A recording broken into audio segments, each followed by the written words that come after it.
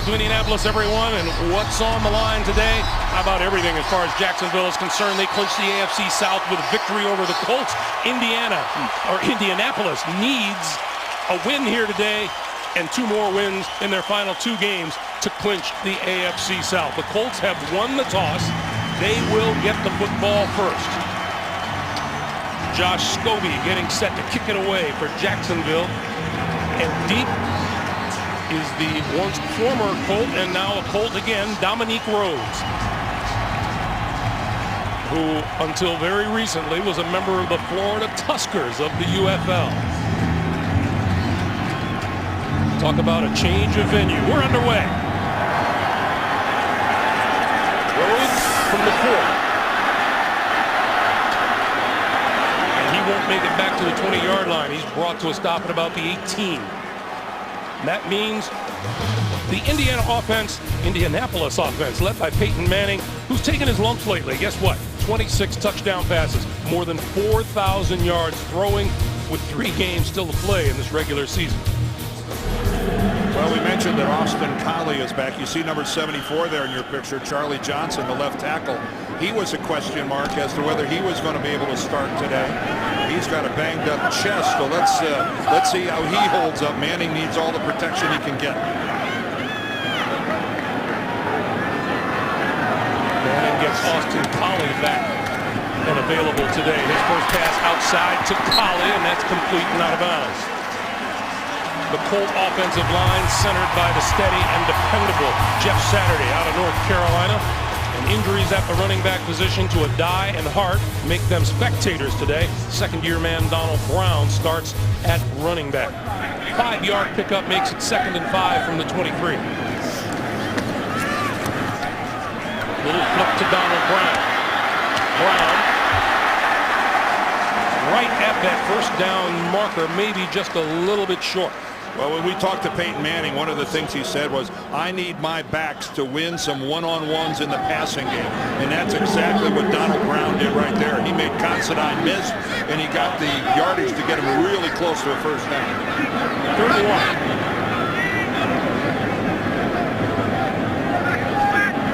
Brown is in the backfield. Brown gets the handoff. And appears to be right at that first down marker.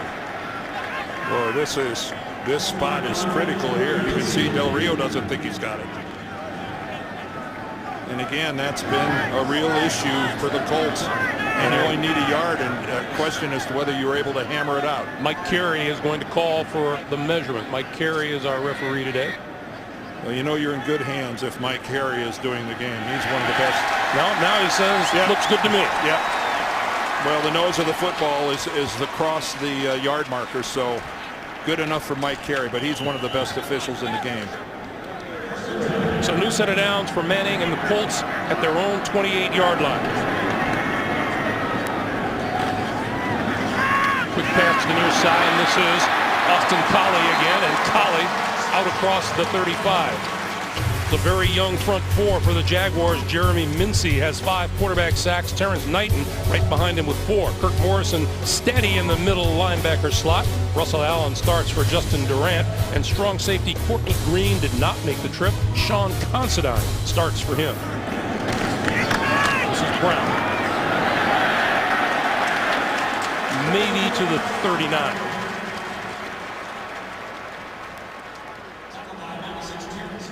And again, it looks like even though it wasn't spectacular, it was enough to move the chains. There's a lot of quality football players lined up on the defensive line here for Jacksonville. Very, very young, but man, what an upside these guys have.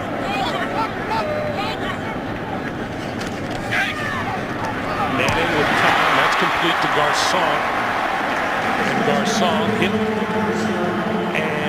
Forward progress is going to be marked at the 44. Well, Peyton told us that not having Pierre Garcon in the first Jacksonville game was a real handicap. But you can see right now the way Jacksonville wants to play this. They're going to sit back in the zone, let them catch it underneath, and then make the tackle. To the ground game, and Brown breaks up the middle. 30, 20. Brought down inside the 10-yard line. Sean Considine tracked him down from behind. but not before he picked up 49 yards. Well, this crowd in Indianapolis can't believe that they actually just watched a long run by this offense. But look at the hole. What tremendous blocking, and then Considine can't make the tackle. And Sean Considine has struggled making tackles in the last couple of weeks. And look at the stiff arm by Brown, and let's hold hands for a while. And let me tell you, tackling a glove is not tackling the ball carrier. Sean Considine tackled his index finger, not the player. That's Don Carey, the safety on the field. We'll check on him when we come back. Number 22, Don Carey, was the Jaguar shaken up on that play. He has been replaced for the moment by Michael Hamlin. And the Indianapolis Colts, as you see, the opening drive touchdown 3 of the last 5 games against these Jaguars. First and goal. Now, boy, does the game change for the Colts if they can run the ball even moderately effectively. They're doing a lot more than that so far. That 49-yarder, the longest Colts run of the year and the longest of Brown's career. Manning throwing, corner of the end zone, touchdown.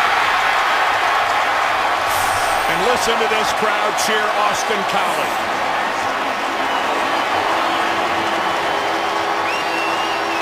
Austin Collie's 7th touchdown catch of the season, and what a way to come back to the active roster. Well, look at Collie. He gets a nice clean release off the line and then working against a blown coverage by the Jaguars. That's all you can say about that. And defensively, what a miserable start to this game for the Jacksonville defense. The Indianapolis Colts go 82 yards in 8 plays in just over 3.5 minutes and grab the early 7-0 lead.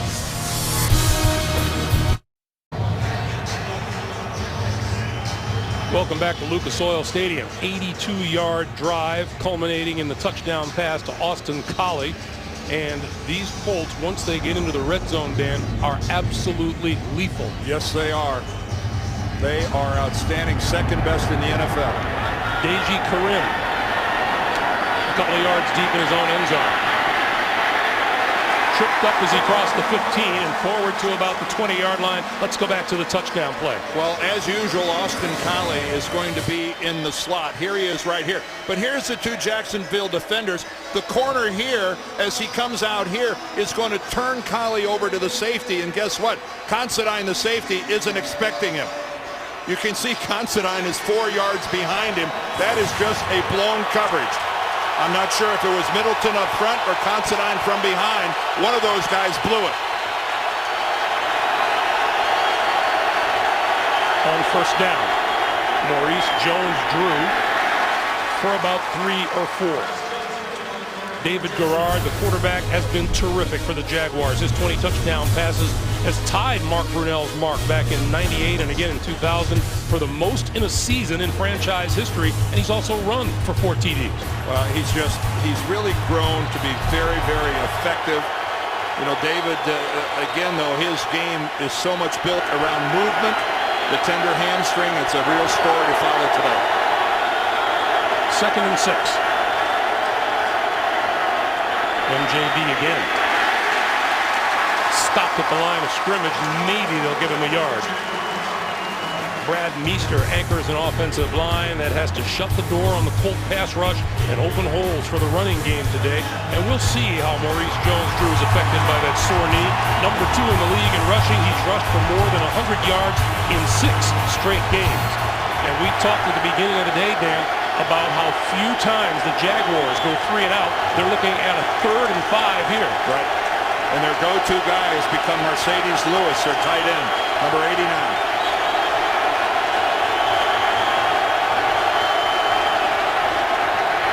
Garrard hit at the 20-yard line by Robert Mathis.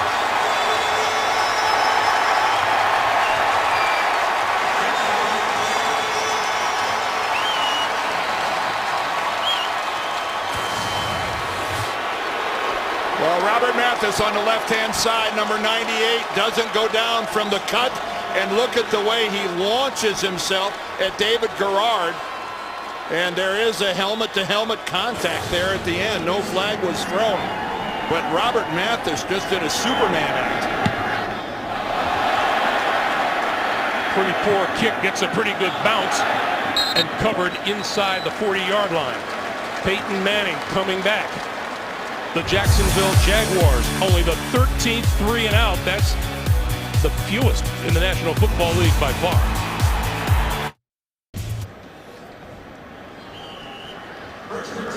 Peyton Manning, 5 out of 5 on that opening drive. And by the way, that run by Donald Brown, the longest Colts run since 2004. Manning flips it out here for Jacob Tamme. And Tamme out across the 40 to about the 43 or 44-yard line. And again, take a look at the Colts there. They're not in they've run the ball quicker than this in terms of getting to the line and operating, but Peyton Manning is leaving a lot of time on the play clock. He's trying to wear out the Jaguars early. Good pass to Reggie Wayne. Wayne escapes a couple of tacklers, crosses the 45, and looks to be about half a yard or so shy of a first down. I mean, we've seen the Colts operate faster than this, but that last snap occurred with 25 seconds left on the play clock. I think Peyton Manning has a dinner reservation somewhere. Well, maybe he does. I think this might have a little more to do with just trying to establish a tempo that maybe they can't, that Jacksonville's uncomfortable with. Now he's letting a little more go off of it this time. One thing about him, he's so unpredictable. 3rd and 1. Dominique Rhodes is behind him in the backfield. Gonna throw it on the slant. Reggie Wayne, first down, no. Incomplete. Wayne couldn't hold on. He thought he did at the 45 of the Jaguars. It almost looked like at the end of it, Reggie was reaching out with the football, trying to stretch it, but as you can see, well, he might have put that ball away and then hit the ground, but it did come out, and we all know the way it works now. We all know the way it works now. You've got to hit the ground and maintain possession of the football after you hit it. You have to practically take it home with you, don't you? Almost. McAfee comes on to kick it away for the Colts. Mike Thomas is deep for the Jaguars inside his own 10.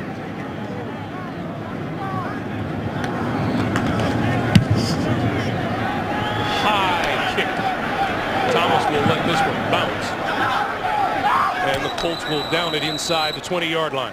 7:54 to play. First quarter. Must-win game for Indianapolis. They lead it by a touchdown. Welcome back, everyone. It has been a while since Jacksonville can say they were division champions. Since 1999. Keep in mind, that was the old AFC Central. On first down, Maurice Jones-Drew. Wrapped up as he crossed the 20-yard line by Pat Angerer, the rookie out of Iowa. Speaking of angry, James Brown in New York. JB. Hey, I was trying to moderate the anger, Greg. Take a look here. New Orleans has won 6 straight, trying to clinch a playoff spot with a win and some help. Good start there. Nice grab by Jimmy Graham from Drew Brees. 18-yarder. Caps a 7-play, 45-yard drive. 7-0 Saints over Baltimore. Greg Gumbel and Dan Dierdorf. All right, JB, thank you. Picked up a 3 for Maurice Jones-Drew, makes it 2nd and 7, and Garrard going to throw. On the move, throws, and incomplete. That came close to being picked. Mike Thomas was the intended receiver. Jacob Lacey was zeroing in on it on the near sideline. Oh, and now what do we have coming up? Listen to the crowd. They know what's going on here. 3rd and long. Check it out now.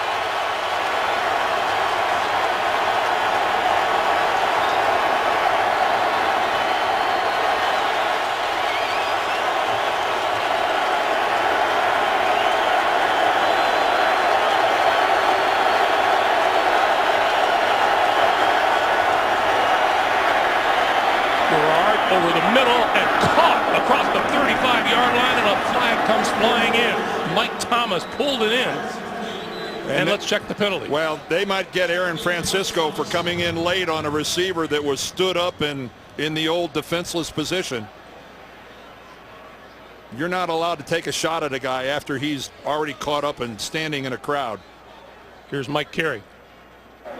Personal foul, unnecessary roughness on the defense, a blow to the head on the defenseless receiver. 15-yard penalty, automatic. First down. Well, there's a crowd of Colts around. Nice catch right there. But now once he stood up and then coming in, they're calling it a blow to the head, but I don't think I'm assuming that it was on Francisco coming in late, even though it wasn't a blow to the head. But you know, the penalty marker almost beat Francisco to the play. Yeah, so I wish he would have identified which player it was against. On first down, Jones-Drew trying to spin out of trouble and spins to about the 43 of the Colts. That's the problem when it's just against the defense as a whole. You're left to, and Francisco I thought was late coming in, but then I agree with you. It almost looked like the flag, that was great anticipation throwing a flag if it was on Francisco. Coming up on 6.5 minutes to play here in the first quarter. The officials say it was on Francisco. Well, then that's just a late hit. It wasn't to the head, but it was late. Jones-Drew to the 41. Dan Muir making the stop for the Colts. Well, one thing early in this game is that the Jaguars are having a tough time getting Maurice Jones-Drew loose. He's carried the ball 5 times, but not even for 3 yards of carry. And now Garrard and the Jaguars looking at a 3rd and 4. And once again, Rashad Jennings into the backfield on 3rd down. Garrard moves so well. I'd move him out of the pocket.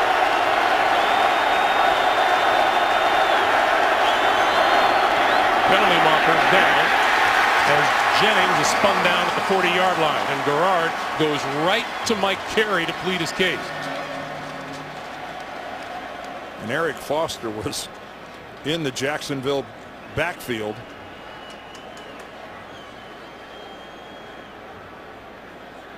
The Colts are certainly acting like this is on Jacksonville.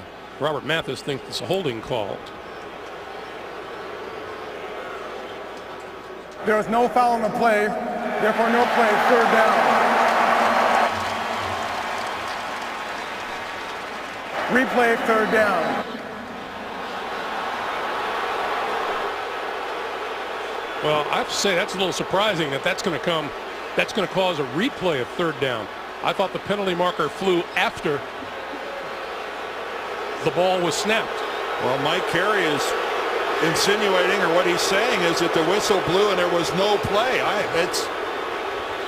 This is very rare to see something like this, where you see a play played all the way out and then all of a sudden you're told it didn't count. Jim Caldwell is arguing the fact that this should be 4th down. Yeah.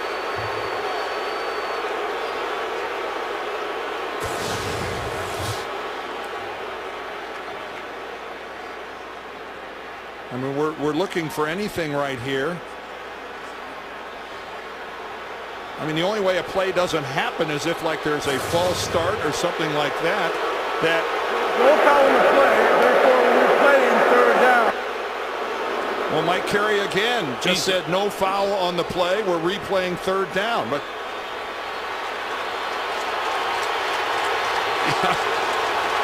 well, I'm perplexed. Nevertheless, 3rd and 4 from the 41.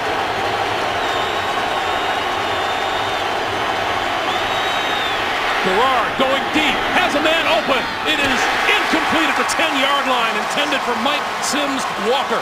And Justin Tryon, who is in at the starting quarterback position for injured Kelvin Hayden, was there, and Sims Walker is down. Well, Sims Walker is open by a couple of yards, and by the time the ball gets there, Tryon, who had no idea where the ball was, he's playing the receiver, is able to get right up into the grill of Mike Sims Walker, who's still down on the play. Watch his right foot right there. Yes, he landed very awkwardly on his right leg. 5:01 to play in the first.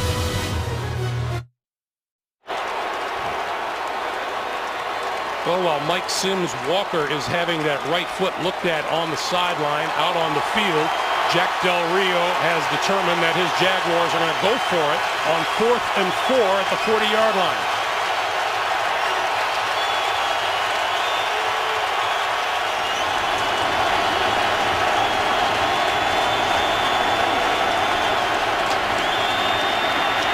Gerard over the middle, and he's got his man inside the 30-yard line, complete to Jason Hill.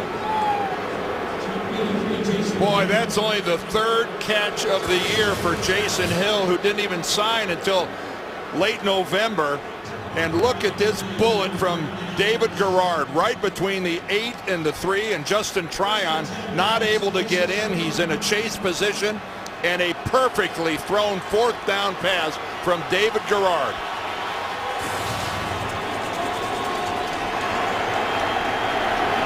David Gerard couldn't speak highly enough of young Jason Hill in our meeting with him last night. Gerard throwing to the outside, and that's complete to Mercedes Lewis, and Lewis fighting his way just inside the 20-yard line. Gary Brackett and Justin Tryon dragging him down. Well, we saw that right there, that look of Brackett walking next to Mercedes Lewis. Gary Brackett listed at 5'11". No way. Gary's shorter than that. And Mercedes Lewis is 6'6" and looks taller than that. This guy, Mercedes Lewis, is going to be a premier tight end in this league for the next 5-6 years. He has really come on. On 2nd and 4, it's Maurice Jones-Drew wrapped up for maybe a yard to about the 18. Fili Moala, the defensive tackle out of USC, making that play. And Peyton Manning, he knows that these Jaguars keep the football, and he knows that his opportunities are probably going to be fewer than they are in a normal game situation. 3rd and 2. 5 wide receivers, and now Maurice Jones-Drew moving back to the backfield.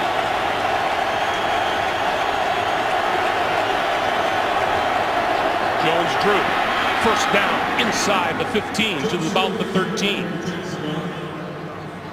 Well, there has been a really nice mix and match setup going here by Dirk Cutter, the offensive coordinator, and that time a nice little off the left guard, the passing formation, and they run the ball out of that. Again, though, I haven't seen an explosiveness yet out of Maurice Jones-Drew. He's got the bad knee. You wonder, you'd like to see him break a tackle and know he's all the way back. This time he tries the right side, inside the 10, inside the 5, and dragging Colts to the 1. Well, I said I'd like to see it, and I just saw it. Ask it, ye shall receive. Yep, there we go. That's the Maurice Jones-Drew that we were expecting. That's what the healthy Jones-Drew looks like. Jordan Black out front getting a good block. Lewis gets a good block. And right there, the finish. That's what Maurice Jones-Drew, so powerful from the waist down, the way he finishes. And that was a good job by Antoine Buffet of getting underneath his pads, but he still got dragged for a couple. On 1st and goal, Maurice Jones-Drew didn't get there.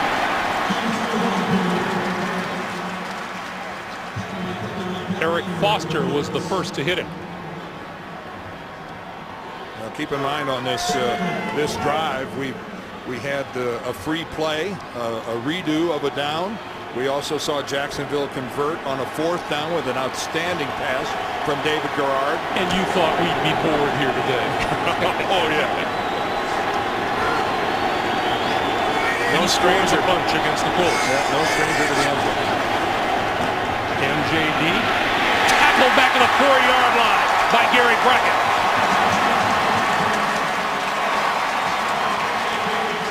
Well, there's actually a negative run. And of all the defenses in the league where maybe it doesn't pay to try to bounce it to the outside, it's one that's as fast as his Colts defense. And what an outstanding job of selecting his alley and then committing once he's going to go for it. Gary Brackett drives upfield, and that was just outstanding work by the middle linebacker. And you could see Brad Meester just couldn't get to him in time to prevent the tackle. 3rd and goal. Remember, Gerard can run. There's a false start. Looked like Eugene Monroe, the left tackle, twitched. False start. Offense number 75. 5 yards penalty, first down. And credit that to the crowd noise. Eugene Monroe, just a second-year player. Man, you get down on that goal line, you can't. The noise almost becomes like a physical thing. And once the crowd knows they got a guy to false start, they'll really let it go now. And they'll have to hold it till the start of the second. Dallas Clark applauds. We've come to the end of one here at Lucas Oil Stadium. The Colts lead it. Jacksonville threatening. We're coming back to Indy after this. You're watching the NFL on CBS.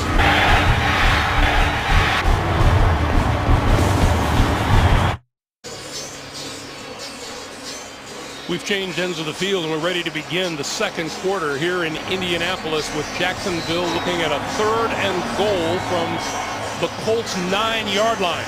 They were as far as the 1. Penalty, negative run is backed up to the 9.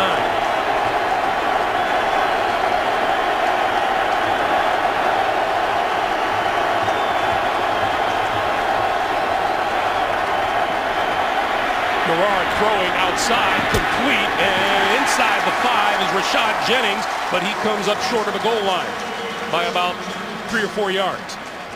And that'll bring the field goal unit on.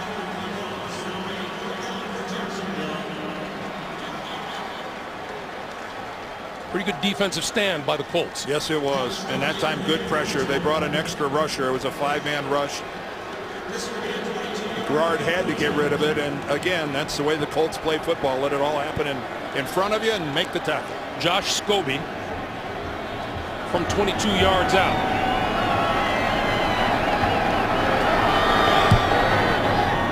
And it's good. 14-13 to play here in the second quarter. 7-3 Colts.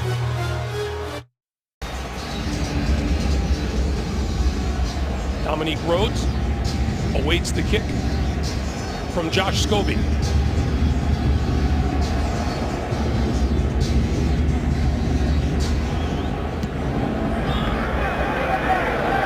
Rhodes will get a chance to run this one from 2 yards deep in his own end zone. 15. And just across the 20, and the late penalty marker flies.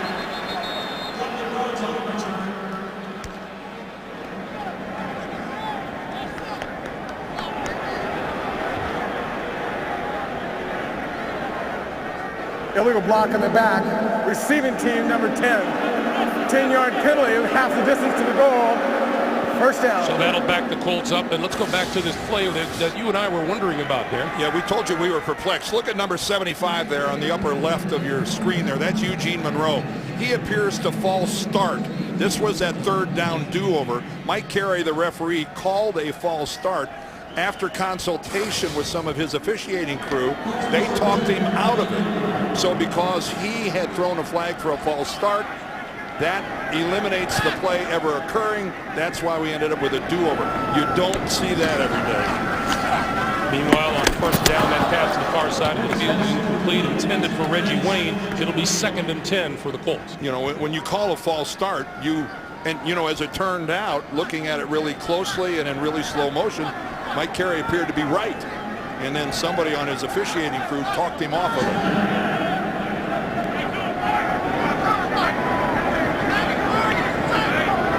2nd and 10 from the 7. Manning with time, near side of the field, complete to Garcon. Garcon brought up short at about the 21-yard line, but enough for a first down. And with that, we whisk you away to James Brown in New York. And thank you for the whisk there, Greg. Take a look here at this whisk play. Joe Flacco capping a 9-play, 76-yard drive there to Ed Dixon. He takes it 34 yards to pay dirt, all tied at 7. Greg Gumbel, Dan Deardorff. All right, JB, thank you. Meanwhile, back to the action here. Now to the 25-yard line as Donald Brown. Darrell Smith makes the stop. Well, you know, Greg, at some point in time here, Peyton Manning is going to go up top. Almost everything he has thrown has been underneath. He's got 8 completions for 52 yards. That's a little over 6 yards of completion. He's going to catch them napping and stretch the field. On the inside for the catch is Reggie Wayne. Wayne has a first down to the 39. And this, you almost get the feeling that the setup is in play here right now. All this stuff underneath. Now he's taking the wide open spaces that Jacksonville is giving him underneath. But you know he's dying to get behind one of those safeties. This will be the ground game. The dominant Brown running hard to the 45. Pickup of 6 on the play. Now the Colts will run play action whether or not they're running the ball effectively or not. That doesn't change one thing with their play action game. But it is better if you've had some success running the football, and they have so far. On 2nd and 3, quick pass to Tanny. Across midfield to the 46 of the Jaguars. And the Colts collecting first downs now like they collect snaps. Well, and again, that's what the Colts do. They have more 10-plus play drives than any team in the league. They score more off long drives than any team in the league. Brown, maybe 2 yards. And you can see that the pace offensively is just the way Peyton Manning likes it. Yes, he controls it. Talk about, you know, some people are control freaks. Number 18 might be at the top of the list. On the slant, Garcon to the 35. That will be enough for another Colt first down. And Peyton Manning says, let's get right back at it. And boy, are they executing and catching the ball. I've only seen the one drop, and that was Reggie Wayne, where they did move. They had a 3 and out because Wayne wasn't able to hold on to the football. But Peyton is delivering, and his guys are catching it. Manning already 11 of 13 for 82 yards. And he gets smashed at the 45-yard line by Darrell Smith. And with that, back to James Brown in New York. Jimmy. All right, the Giants can clinch a playoff spot with the win, as you well know, Greg, and some help. Take a look here at Eli Manning hooking up with Mario Manningham. 35-yard pass play, capping a 9-play, 71-yard drive, 7-3. Giants over the Eagles. Greg and Dan. You will recall the Giants played Michael Vick and the Eagles very tough the first time they met this season. Yes, they did. Their defensive line did a fantastic job. Dominique Rhodes into the backfield on 2nd and 18. Manning on the move, far side of the field. Got his man inside the 25-yard line. Austin Collie has come back to active play with a vengeance today. Well, you have a negative play like a sack, and poof, it's like it never even happened. Again, Austin Collie, he's so excited to be back on the field. And again, he's working against that Jacksonville zone, and the Colts are finding holes all over the field in that defense. Manning up to 103 yards on the day, and we get penalty markers flying and a false start. Yeah, Kyle DeVan, the left guard. False start, offense number 66. 5-yard penalty is still first down. Well, nobody's going to talk Mike Carey out of that one. That false start is sticking, and again, you're the home team. You're not having to deal with the crowd noise. That's when, as an offensive lineman, you jump. You're very, very unhappy with yourself. Not to mention others. Well, you have a whole lot of people unhappy with you. 1st and 15. Manning up the seam. Collie, touchdown.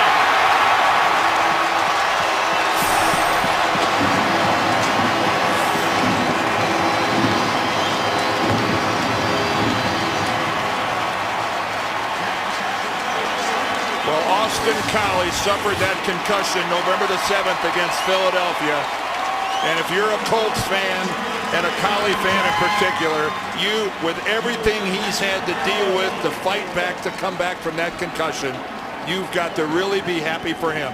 I know no one in Jacksonville is happy for him, but this is quite a little comeback we're watching today by Austin Collie early in this game. 5 catches for 68 yards. That's his 2nd touchdown catch of the day. And the extra point is good. 9:51 to play in the first half. Manning, 2 TD passes to Collie, 14-3 Colts. One of those patented Peyton Manning engineered drives. 11 plays, 92 yards. Overcame a false start and overcame a sack on that drive. And it looked like they really bothered him, didn't they? Deji Karim trying to get the Jaguars some decent field position with this. Out to the 20. And down at the 25-yard line. Maurice Jones-Drew will be looking to kickstart the Jacksonville offense after this.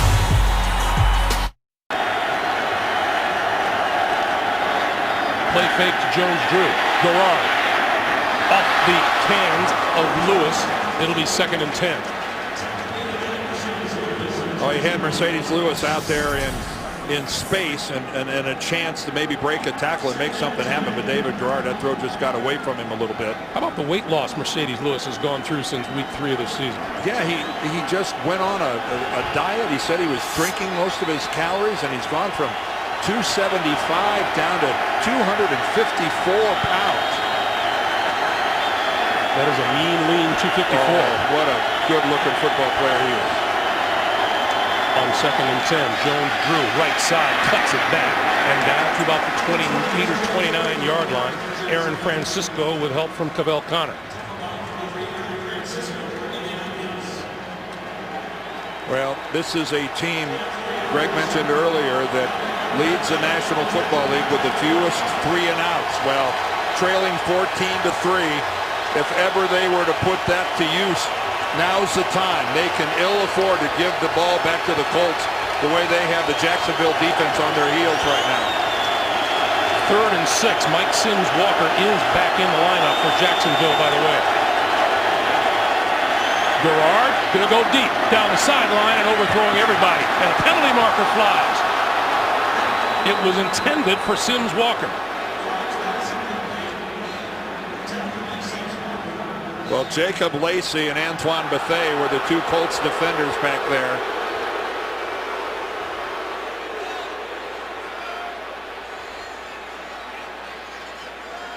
Pass interference. Defense number 27. Grabbing the receiver's arm while the ball was in the air. From the spot of the foul. The call is against Jacob Lacey. And there he is right now running with Sims Walker. Oh, right there, that's what they got him. He reached out with his right hand and hooks the left arm. Right there. Right there, he grabs the forearm. He didn't hold it for very long, but that's what the officials saw. 58 yards in penalties against the Colts so far today. First down at the Indianapolis 43. Jones-Drew. Back to the 46. And we go back to New York to James Brown. JB? Hey, Greg and Dan, if it worked once, let's do it again. Eli to Mario Manningham worked before for 35 yards. This one for 33 yards. Second hookup of the day, capping an 8-play, 73-yard drive. 14-3. Giants on top of the Eagles in the second. Greg Gumbel and Dan Deardorff. You know, if Mario Manningham keeps this up, Dan's going to get the Michigan pom-poms out in the booth. When in doubt, JB, go to the maize and blue. 2nd and 13. And Rashad Jennings is in the backfield. Short drop, quick pass. That's complete to Lewis inside the 40. And brought down at the 38, maybe the 37-yard line. And James Brown getting paid by the word today. What you got, JB? All right, Greg, what we have here, Ravens taking the lead here. Ray Rice doing the honors. Big hole there. He scoots up 10 yards to pay dirt, capping a 9-play, 58-yard drive, 14-7 Ravens on top of the Saints. Both teams looking for the postseason. Greg and Dan. Big games all over the NFL today. 3rd and 5.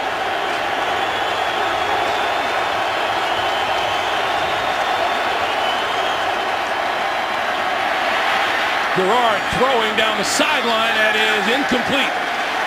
Double covered down there. And boy, did Garrard get whacked at the end of that. Normally rolling out of the pocket like that buys you some space, but watch from the left. There comes Antoine Bethea, and he was not back in coverage. And he drops David Garrard. And on 4th down, David Garrard and the offense are still out there. Well, they converted on 4th down on their last drive. Let's see if they can do it again.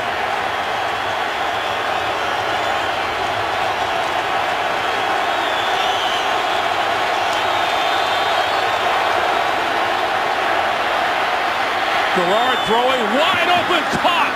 Penalty markers are down. This is Mercedes Lewis, and he's inside the 10. Well, the question is, how did he get that wide open? And he was wide open. Pass interference. Offense. That's how he got that open. 10-yard penalty.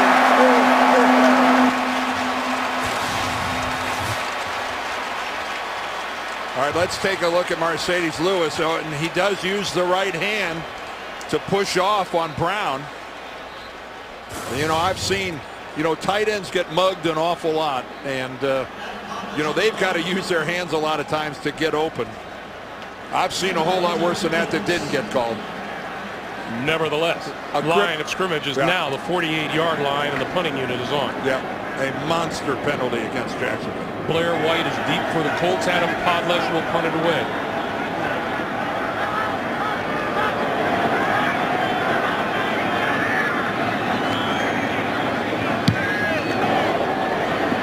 Fair catch called for and made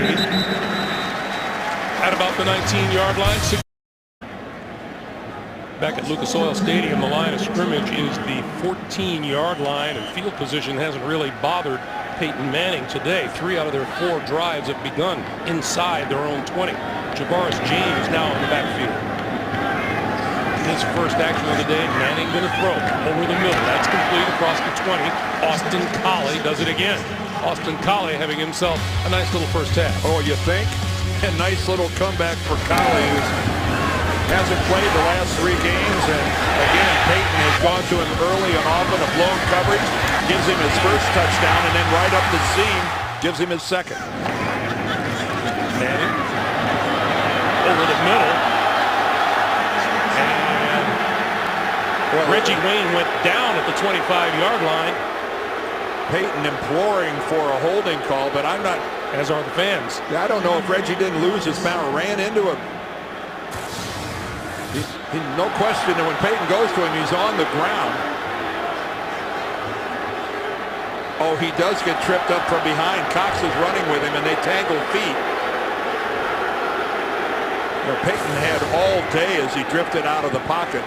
The officials ruling that that was just inadvertent contact with their feet. End result is 3rd and 2. Manning will throw for it near side of the field. That's complete for a first down to about the 28-yard line, and Collie again. It's like Peyton Manning goes, well, you've had 3 weeks off. You're fresh. Time to earn a paycheck. That's exactly right. There's no slacking on my offense. You're gonna show up, you're gonna play, and you're gonna be used. This is James. And he's brought down by Jeremy Mincy.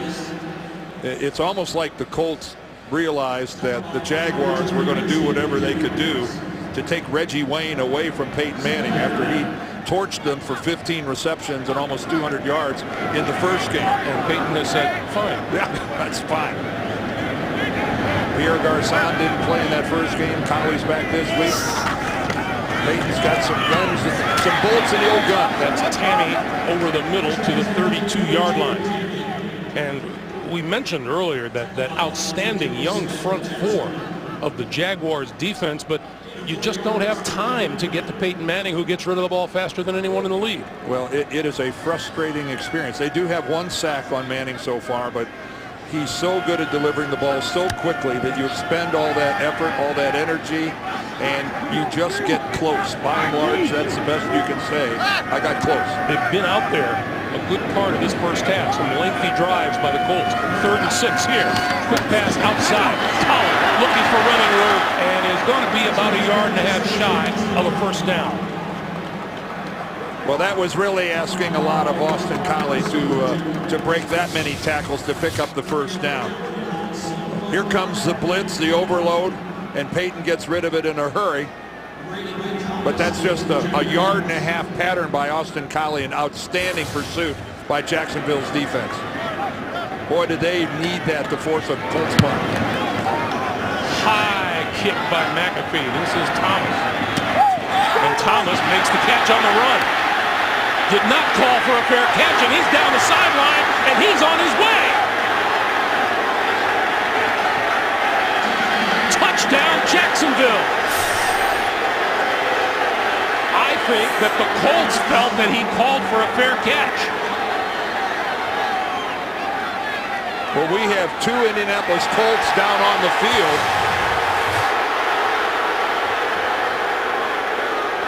Well, that signal, the hand is supposed to be above the head and waving to signal the fair catch. We saw that Thomas did a little wave, but does this constitute a fair catch?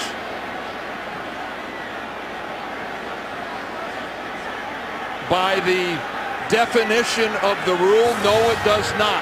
But you could certainly see why some of the Colts thought that might have been a fair catch signal. They let up just a bit. That's all Mike Thomas needed. Injuries on the field. 78-yard punt return by Mike Thomas. 2 injured Colts were able to walk off the field. Mike Newton, number 38, Al Afalaba, number 23. This crowd's still really unhappy. They think that Mike Thomas gave a fair catch signal. Scobie's extra point is good. And 3:51 to play in the first half. Jacksonville jumps right back into the thick of things. This, fair catch or no fair catch? The official said no. Ends up in the other end zone.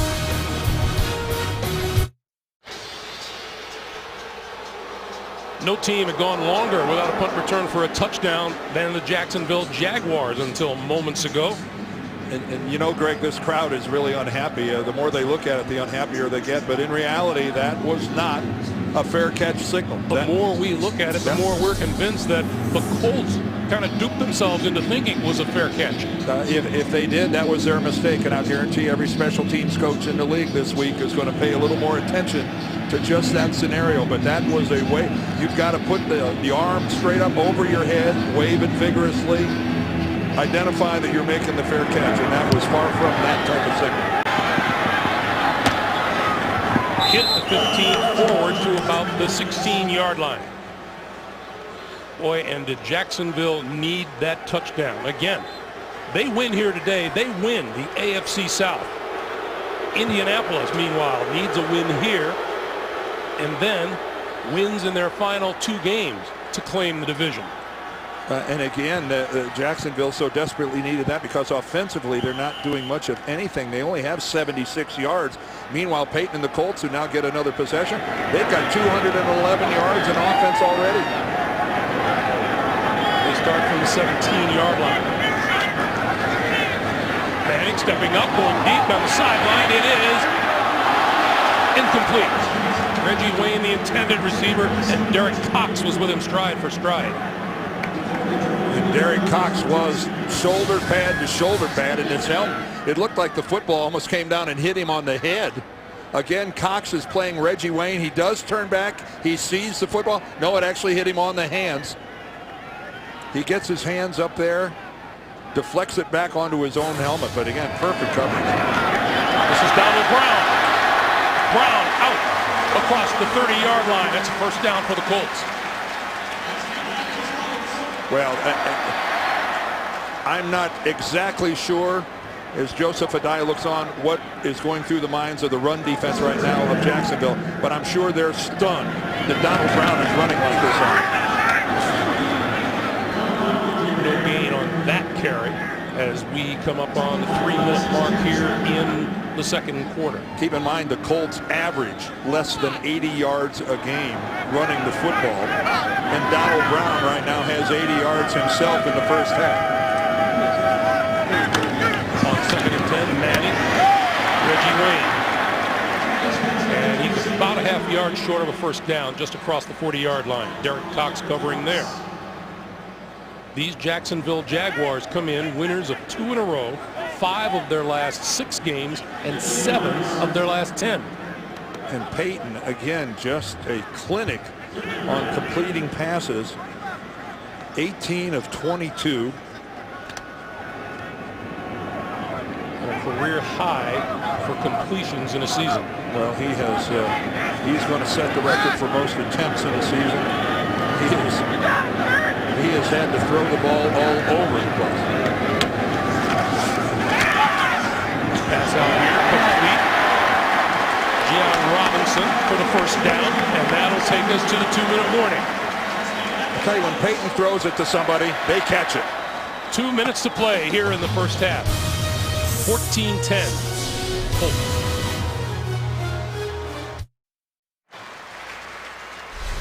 Hey, stay tuned for the Sprint Halftime Report at halftime. JB, Dan, Shannon, Boomer, and the coach will have all the latest NFL scores and highlights, and they are big. They are important. The Sprint Halftime Report. Here's Maurice Jones-Drew and David Garrard looking on. Manning. Well, their offense has been a little sleepy here in the first half.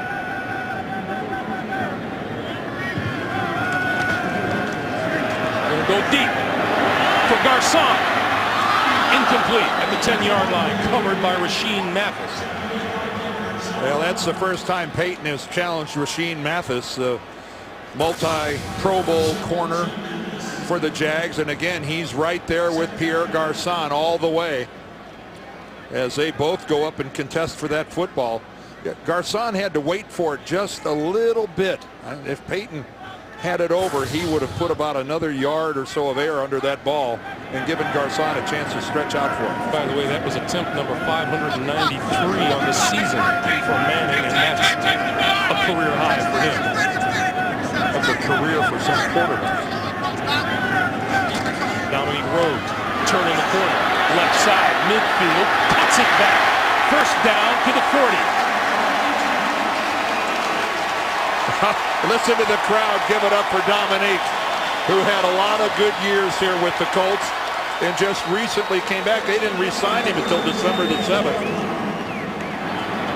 Minute and a half to play. No, Saturday got out in front of him, made a nice block, and then he was a little shifty and made somebody miss. That's his first carry since the 08 season, and that one's going to go nowhere. Pass completed to Jacob Tamme, but Darrell Smith was right there. Oh, and Tamme is still down. And Jacob Tamme, I pretty obviously hurt.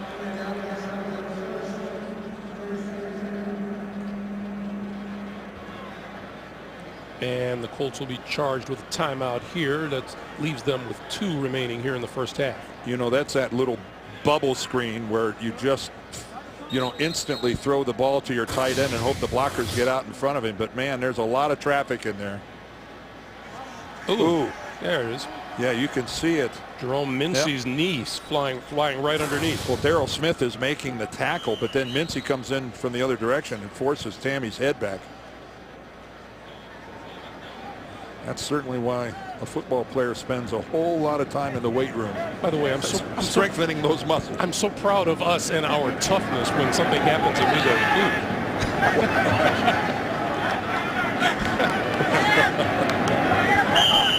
At least we didn't squeak. That's right. Our pass attempts now at 594 as he continues to add to his career high for his season. 2nd and 12.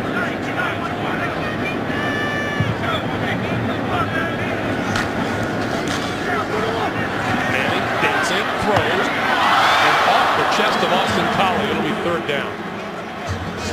Well, that's about the first time in this half that Peyton has delivered a ball to somebody. Reggie Wayne dropped one, but he had a guy draped all over him. You could hear this thing thump off a collie.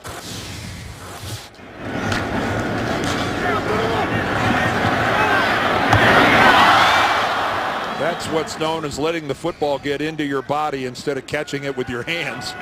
That just bounced right off the sternum of Austin Collie. 3rd and 12.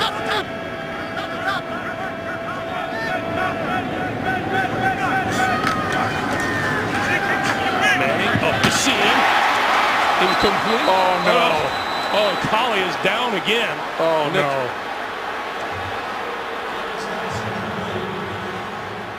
And not moving much.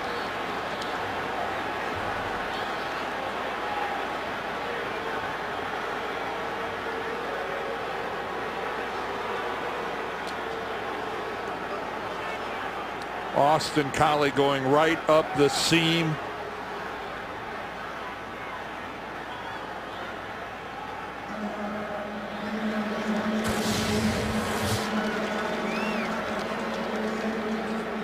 You know there's a safety back there when you go up the seam like this. And instead of a safety, it's actually Darryl Smith, a linebacker, who floats out from coverage. Right in that neck area.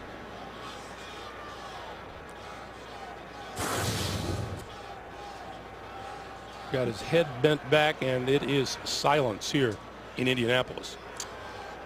And again, for those of you that needed a reminder, Austin Collie has missed 5 games already this year because of concussion-related issues. And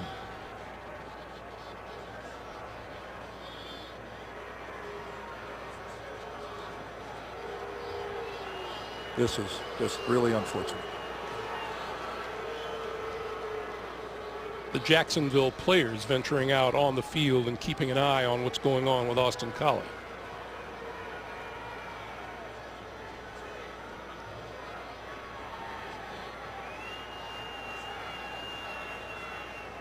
This comes with 61 seconds remaining to be played here in the first half.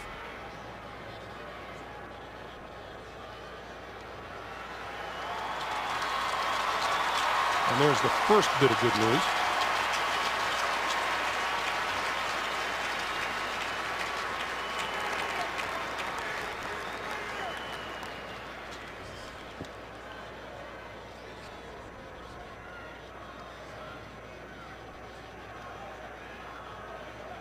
Take another look at it. Austin Collie already has a couple touchdowns on the day. Again, he's going right up the seam. He's concentrating on the football, and he doesn't see Darryl Smith coming the other direction. It's not a helmet-to-helmet hit. It's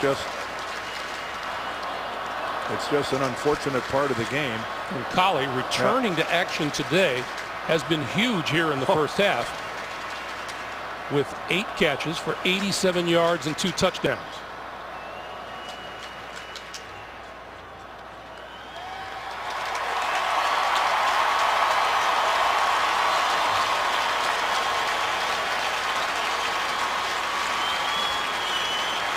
And Austin Collie not even going to the Colts bench. He's going to go right. He's going to go right up the tunnel.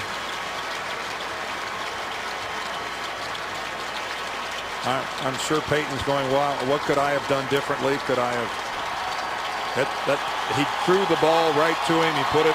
It's just unfortunate. So they will look at Collie in the locker room. We will pass the word on to you as soon as we get it. Meanwhile, McAfee set to kick it away to Mike Thomas. Did he call for a fair catch or did he not? That's a fair catch. At the 12-yard line. So Jacksonville gets the ball back with 53 seconds remaining, all 3 of their timeouts, and they trail by a score of 14-10. Peyton Manning has been pretty good, and David Garrard hasn't put the ball up. I mean, they're a pretty balanced offense, but he hasn't put the ball up nearly as much as we thought he might have so far. Well, Brown there with 80 yards rushing, that's a real surprise. I guarantee you that's a surprise to Jacksonville. And again, the big first half by Austin Collie, and we will try to pass it on as quickly as we know anything about the update on his health. Garrard from his own 12. Going to hand it off to James. To the 14. 45 seconds to play. And I think we get a good look right here that Jack Del Rio is going to be comfortable going into the half down by 4. This is not a quick strike offense that he has. You are what you are. And Maurice Jones-Drew on the sideline. High snap grabbed by Garrard. The run out to close to the 20-yard line, and that will do it for the first half.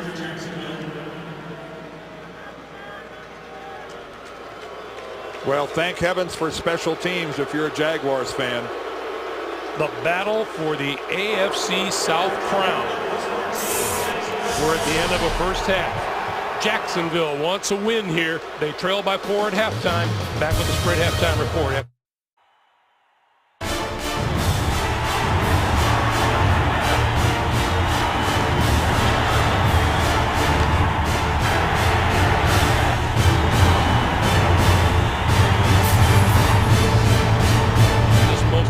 game in the AFC South race for the division title. At halftime, Indianapolis with a 14-10 lead on Jacksonville. Let's take a look at the Droid Pro Play presented by Motorola, Dan.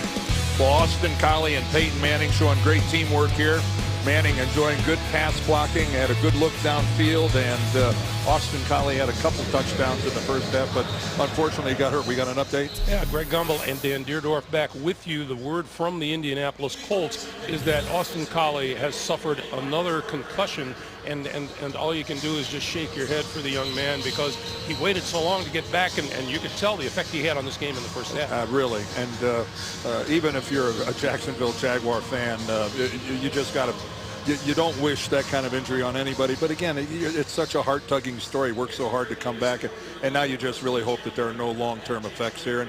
And a question as to, you know, as we draw near the end of the season, potential playoffs, this story's not yet told. So now, as we look ahead to the second half, the question is, who does Peyton Manning turn to? Because clearly, his go-to guy, as you look at first half numbers, his go-to guy in the first half was Austin Collie. Right, working out of the slot. He went to Garcon, he went to Reggie Wayne, but not nearly in the numbers that he worked Collie. So Jacksonville so far has done a good job of limiting Peyton Manning's access to Reggie Wayne. And, you know, we talked about the fact that in the first game, Reggie Wayne had such a huge game back in October with 15 catches. But now out of necessity, Garcon, Tammy, and Reggie Wayne are going to have to step up here in the second half for Manning. Deji Karim in the end zone awaiting the kick as Jacksonville will get their hands on the ball first here in the second half. Karim 3 yards deep. Breaking free out to the 30-yard line. Good field position to start the second half for David Garrard and the Jacksonville offense. Which, by the way, needs to get untrapped because they did not a whole lot in the first half. And as you can see, running the football, a grand total of 40. And keep in mind, this is against a run defense that's giving up over 140 yards a game. So at least in the first half, the Colts defensively have stepped up on the line of scrimmage and not allowed anybody to get loose in terms of running the ball for Jacksonville. On first down, play fake. Garrard rolling, throws, and almost picked off it. Cavell Connor, number 53, came so close. Well, he certainly did, but what a play. I believe it's Antoine Bethea that closes on this football. Look at Bethea there. It's 41, how he gets in front. And yeah, there's a little contact right at the last second as the ball gets there. Well, the contact before the ball gets there, but that is so, we're looking at that in super slow motion. That was simultaneous in the eyes of the official. And now Garrard's got to take a timeout.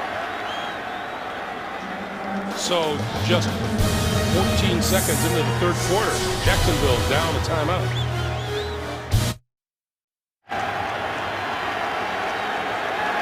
Jacksonville looking for a win to clinch the AFC South today.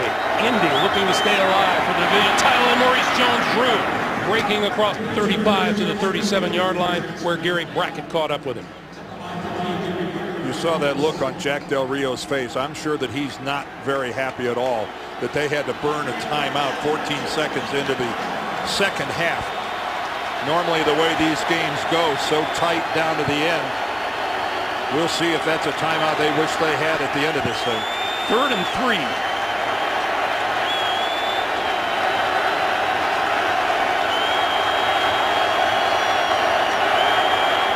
Jones-Drew. Going to be about a yard short of a first down. And looks like a full yard short of the first down as well. And no sign of the punting unit coming off the Jacksonville bench. Wow, this is a down by only 4 points. This is aggressive football by Jack Del Rio inside his own 40-yard line. A lot of factors here. He believes his offensive line can control things, and he doesn't want Manning to get the football. Maurice Jones-Drew, the deep back. Greg Jones just ahead of him. Jones-Drew lost the handle and lost yardage. I credit that decision to Peyton Manning. And look where Manning's going to get the football now.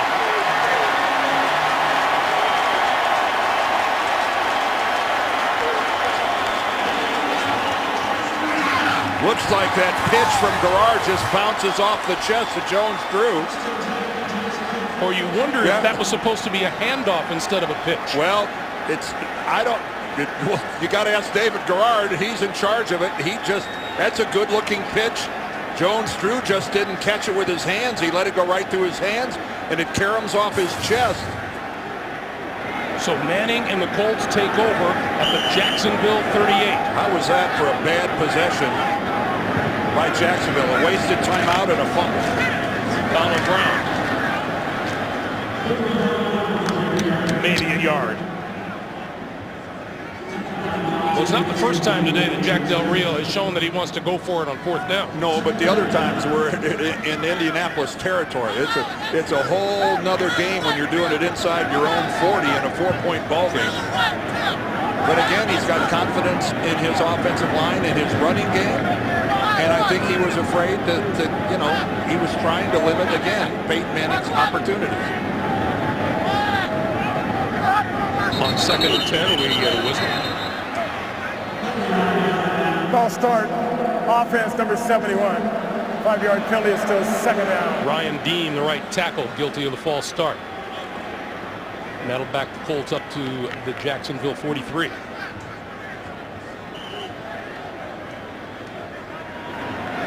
Well, Manning has seen sacks and false starts. Ryan Dean has more than his share. Well, you don't want to lead the league in that category. But it seems like every time they've had something like this, they've come right back and picked up a 1st down. Brown, left side, 30, 20, 10, touchdown!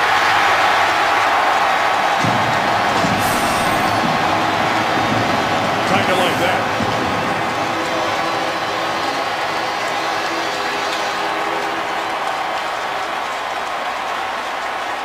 Indianapolis has been uncanny following up a penalty, a sack with a big play. And again, now Donald Brown, way over 100 yards. 43 on this one. This for a team that can't run the football. 32nd in the NFL running the football. That's because there are only 32 teams. Not today. Donald Brown, 2nd year back out of UConn. His 2nd rushing touchdown of the season is a big one.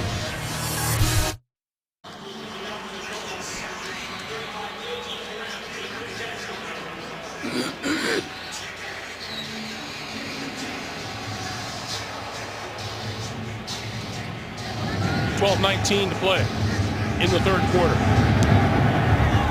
And the Colts running game has made an impact. Deji Karim out of his own end zone. 20, 25, and forward to about the 28-yard line. Let's go back to that touchdown run. Well, Peyton Manning is making a pre-snap read on whether to run or to pass. When he sees these two safeties this far off the line of scrimmage, he is going to run the football. Those two guys have removed themselves from coming up to the line of scrimmage. They get caught up in the wash, terrible pursuit angles, and that is just taking what the defense gives you. They're going to sit back in that cover 2 shell. Peyton Manning will run the football. Donald Brown, the first 100-yard rusher for the Colts in their last 36 games. Joseph Adai was the last one, and for the Colts, it's their first game rushing for 100 yards or more in their last 7 games. And again, to 12-11. 12-11 on the game clock, please. Mike Carey resetting the game clock to 12 minutes and 11 seconds. But again, keep in mind here, if you weren't with us earlier, Jacksonville has 10 points, but they only have a field goal offensively. They have a punt return for a touchdown. And they don't even have 100 yards offense yet in this entire game. Donald Brown has ripped off runs of 49 and 43 yards here today. Garrard pitched it behind Jones-Drew, lost the ball. Who covers it? Picked up eventually by Kasim Osgood. But this is going to back the Jaguars up some.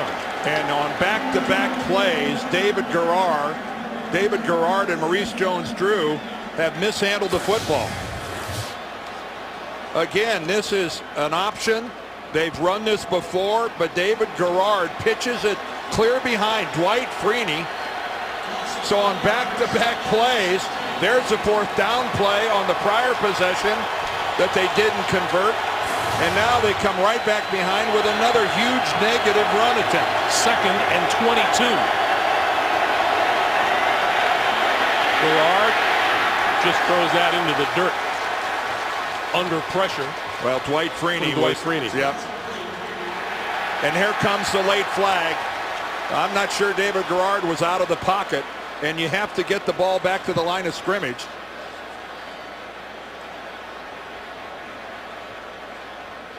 There is no foul for intentional grounding. Number 32 was in the area. He threw that at the feet of Maurice Jones-Drew. All right, well, there's Jones-Drew on the right. Well, I'm not sure it was at the feet, but I guess it was close enough. All right, they're at the same zip code. 3rd and 22. Uh-oh. Look out, 93-98.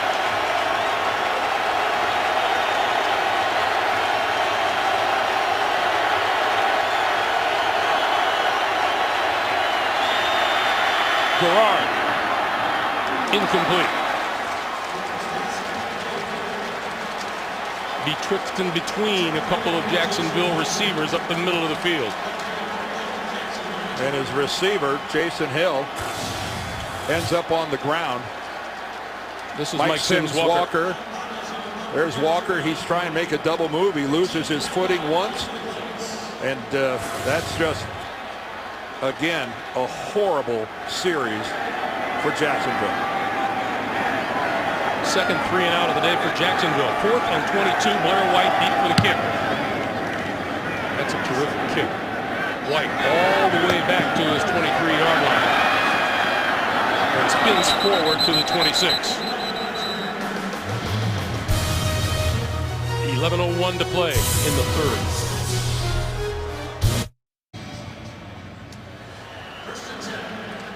Not all peaches and cream so far for Maurice Jones-Drew, David Garrard, and the Jacksonville Jaguars as Peyton Manning and the Colts take over at their own 26-yard line.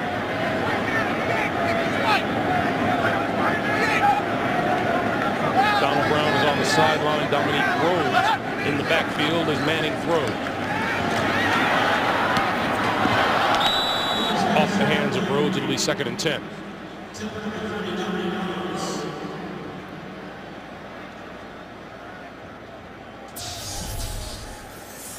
A rare instance where Peyton puts the ball in somebody's hands and it doesn't end up being caught. And Donald Brown, there's the guy that's taken Jacksonville completely by surprise. 123 yards on the day. This from a football team that supposedly can't run.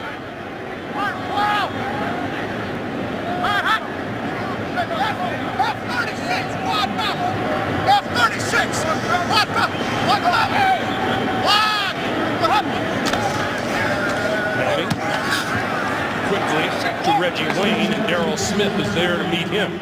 And Darrell Smith, playing the linebacker position, one of the veterans on this Jacksonville team, is all over the place today.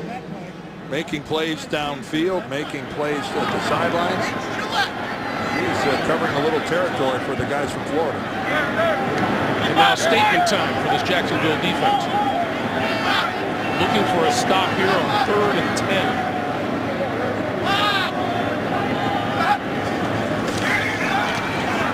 Manning going to throw. Incomplete. Intended for Blair White.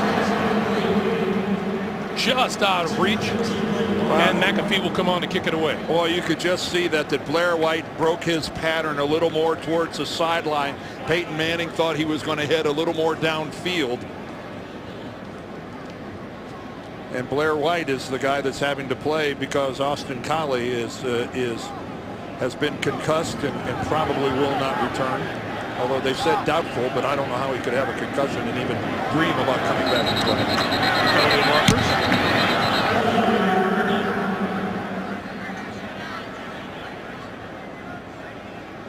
Here's Mike Carey. Neutral zone infraction, and the defense, number 24, jumped into the neutral zone, causing an immediate reaction by the offense. 5-yard penalty is still 4th down. So the punting unit will stay on the field. Mike Thomas will again position himself back close to the 20-yard line in the second quarter. The Colts thought he had called for a fair catch. He did not. Returned to punt 78 yards for a touchdown.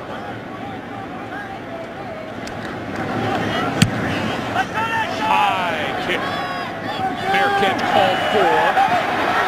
And Thomas was run into at the 25-yard line. Well, it looked and like blocked into him maybe. Well, I was going to say Derek Cox, number 21. That almost looked like he was blocked into him. This is where you need the conference. Here's where you need the conference to sort this out. I thought that the Jacksonville player blocked him into the returner.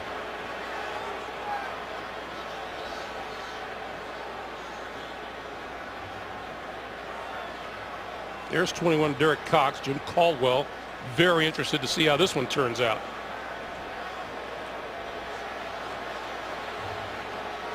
Mike Carey going to weigh all the options. Let's look at it again. All right, see right there, he's hit from behind. You know, from that angle, you're going, well, geez, maybe he could have changed directions. Let's look at it. Okay, watch coming in from the right of your screen. Smith is going to come hauling in there.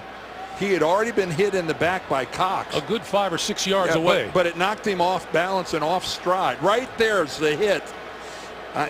You know, it looks to me like Smith is out of control after that hit. Here's Mike Carey. There's no foul for interference for the fair catch. There's a legal block in the back by the receiving team, number 21, which caused that foul. That's the right call. The ball was touched by the receivers, making it legal to be recovered by the kicking team. Therefore, it's a previous spot enforcement. 10-yard penalty, automatic, 1st down. And the Colts come away with the football.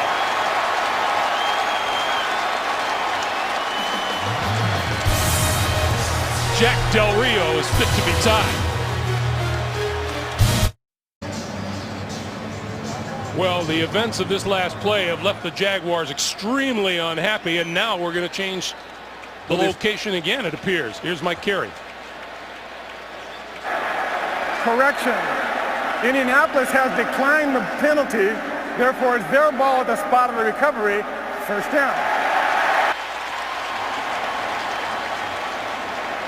Well, Mike Carey is saying because a Jacksonville player caused the Colt player to run into the man who was attempting to field the punt, that because the ball caroms off of him and goes right back to a Colts player, that the Colts end up with the football. And they end up with the ball at the 21-yard line. So right there, Derek Cox starts a chain of events by hitting Smith in the back that ends up with the Colts getting tremendous field position. Amazing field position out of that play. After a defensive stand by the Jaguars. Manning, complete inside the 20-yard line to Pierre Garçon.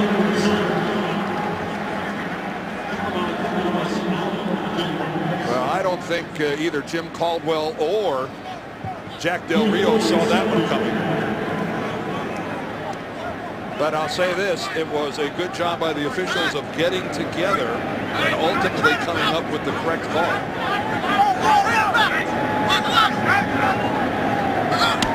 2nd and 6. This is Rose.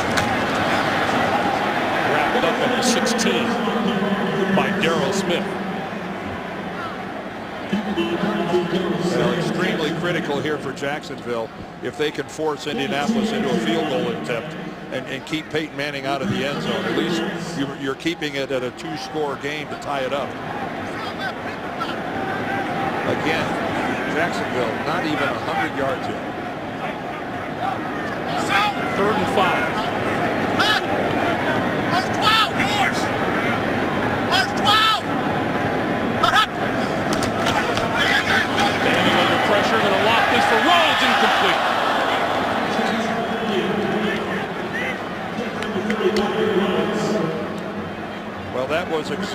Jacksonville needed to do.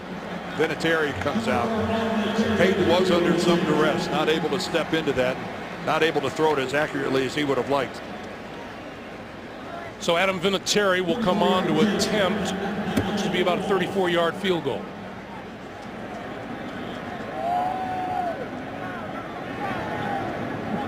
Vinatieri 20 of 22 on the year. 21 of 23. 8:47 to play, third quarter. 24-10 Colts. And tonight on 60 Minutes, a discovery about memory. People who have a remarkable ability to remember every day of their lives. What could it mean for the rest of us? Find out tonight on 60 Minutes only. CBS. Deji Karim deep. I'm going to take this one from the 1.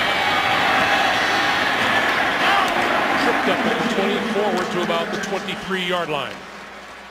Maurice Jones-Drew is going to have a tough time getting going today. Well, he came into this game averaging 4.5 yards a carry, and he's not even averaging 3 yards a carry on the day today. It's been a real struggle everywhere he has gone. He has drawn a crowd, and then the last couple of times he and David Garrard have had problems with the football. Now keep in mind that Jones-Drew and Garrard both missed practice time this week because Garrard had a hamstring, Jones-Drew has a bad knee, and boy, you got to wonder on those couple of mishandles if a lack of quality practice time didn't rear its ugly head. And he's on the sideline, and Rashad James starts this series in the backfield and still on his feet and out to about the 28-yard line. Once again, to New York and James Brown. JB. Hey, Greg and Dan, Philly finally with a touchdown on a scoreboard coming after a Mario Manningham fumble. Michael Vick hooking up with Jeremy Maclin, 8-yard strike. It's now 24-10. That in the third. Giants on top. Greg and Dan. All right, JB, thank you. 24-10 score here. Indianapolis with the lead. 8:10 to play in the third. On 2nd and 5, Garrard. Well, how's that for getting caught in a vice between Angerer and Jacob Lacey? That's getting spun around. Again, the talent for this guy is just unlimited, but that is good team defense right there. High-low.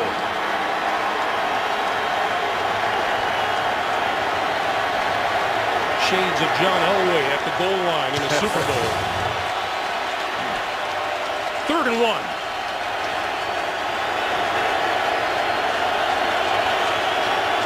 Again, Jennings in the backfield, and Garrard going to keep this one. And he'll have a first down close to the 35. Quarterback sneak with David Garrard running the football is never a bad option. He is such a powerful man. He's at 6'1", 236, and well, he outweighs his halfbacks. Well, and a lot of it is down below the waist in terms of his tremendous leg strength in his thighs and lower legs. David Garrard is a thick, powerful quarterback. Loves to be on the move. Jacksonville records its first down of this third quarter. Garrard with time. Penalty markers down in the backfield. This is complete to Jennings, and Jennings close to midfield. But let's check the flag, which was thrown in the backfield. Illegal hands to the face. Offense number 75. 10-yard penalty is still first. That's Eugene Monroe, the left tackle. Yeah, Eugene Monroe has had, he's been flagged already today. Watch him right there on the left. You see he gets that right hand right up underneath the face mask of Dwight Freeney, and he won't get it out of there. I mean, it's one thing to get it up there, but have some sense of it and get it back down. But he didn't do it, and now here we go. It's another long yardage situation for Jacksonville. First and 20 yards. This is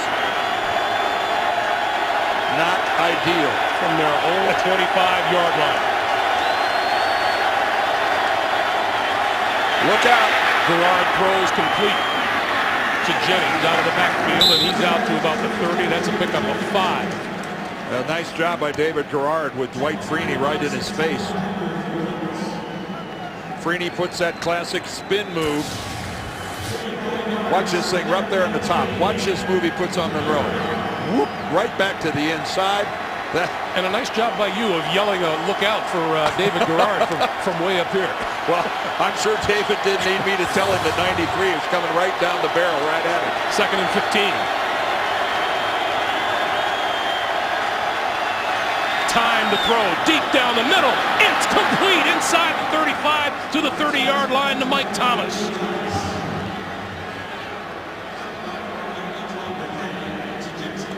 Boy, and both safeties were deep for the Colts. Bethea and Francisco are both back there.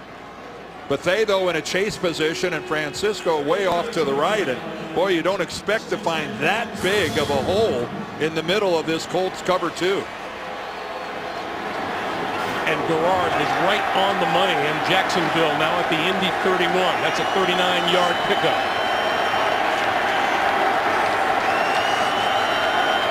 Garrard to throw again, a little pump fake. Gonna throw it over the middle. Oh, what a catch by Mercedes Lewis. Oh, my goodness.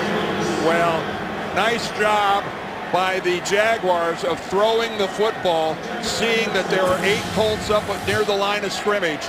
They are really overplaying the run, only a single deep safety, and Antoine Bethea not able to get over there and make the play.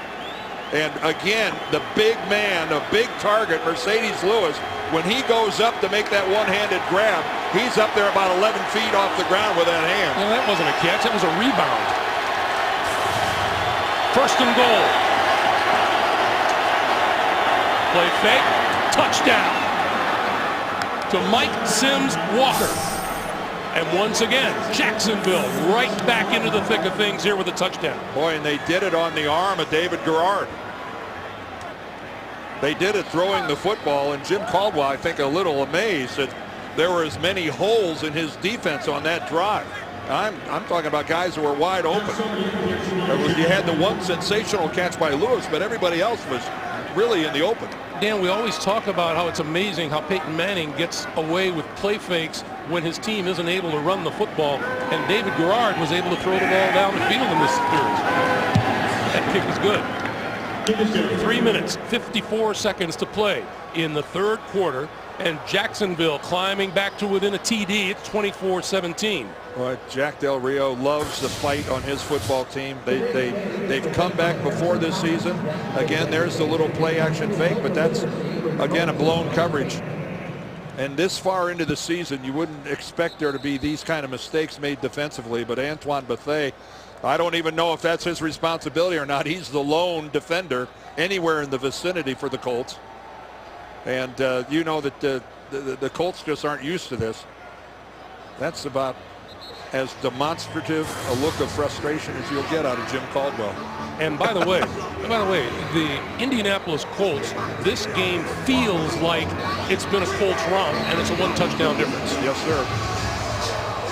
Check it. That's 35 plays, gets you 110, and the last 3 get you 70. Well, look at this. We got a 7-point ball game. David Garrard was 5 out of 5 throwing the ball for 79 yards on that drive. Yeah. The Jaguar defense did a good job forcing the Colts to kick a field goal to get to 24. And man, then the offense did its part for the first time and got them right back in this. Dominique Rhodes is deep. And Rhodes will run this one. No, he won't run it out of the end zone. Well, these two teams, again, they play so many close games over the past couple of years, the last 5. This was week 3 in 08. Scobie hits a 51-yard game winner. Then back in 08, Freeney sacks Garrard. That ended the football game. Then David Garrard forced into an incompletion. That was week 1 in 09. Here we go to the last game of last year. Lacey makes that interception to seal the game. And then earlier this year, Josh Scobie kicks a 59-yarder to win it down in Jacksonville. Each of these last 6 games decided by 7 or less. Peyton and the Colts from their own 20. On the slant. across the 30 to the 32-yard line of Pierre Garçon. And again, a reminder, everyone, Austin Collie, who had such a huge first half, was injured at the very end of the first half and sustained another concussion. So it's up to the rest of the wide receivers here to fill in the blanks. This is Donald Brown, and Brown pulls his way to the 35. Reggie Wayne has 4 receptions on the day for only 24 yards. Garçon has 5 for 44. So again, it is, other than Colley's couple of touchdown catches, a lot of the stuff for the Colts has been really short to intermediate passing. On 2nd and 7, it's going to be Brown again. And he is at the 35-yard line, and Darrell Smith with the stop. Let's go back to that play involving Austin Collie. Well, he had 8 receptions and a couple touchdowns, but he's running a seam pattern. And watch, coming in here from the left, that's Darrell Smith, the linebacker. And again, Colley's lowering his head and going down. Smith is coming across, nothing malicious. It's just football, but unfortunately, Austin Collie, after missing 5 games with concussion-related problems, concussed again. Jacksonville hoping to force another 3 out here, and they will. That one completed to Jacob Tammy, but he's dragged down at the 37-yard line. Ooh, and there's a pattern, and with that kind of coverage, that has virtually no chance of picking up a first down. That's about a 1-yard out pattern being run by Tammy. That's the 3rd 3 and out of the day for the Colts. McAfee to kick it away to Mike Thomas. That pass and that completion, that's a little surprising.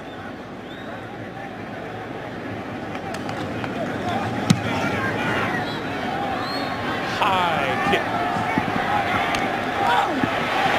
Thomas, no fair catch, and out of bounds at the 24. A daring punt returner is number 80, Mike Thomas.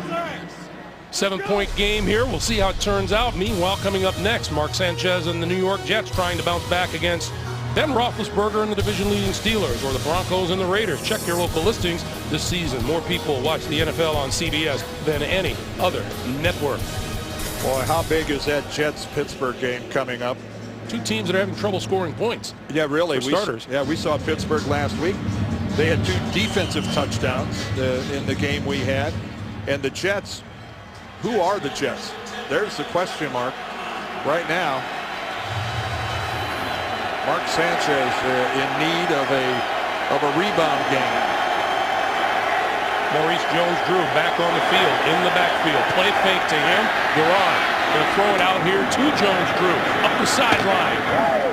Across the 35 and out of bounds at about the 37-yard line.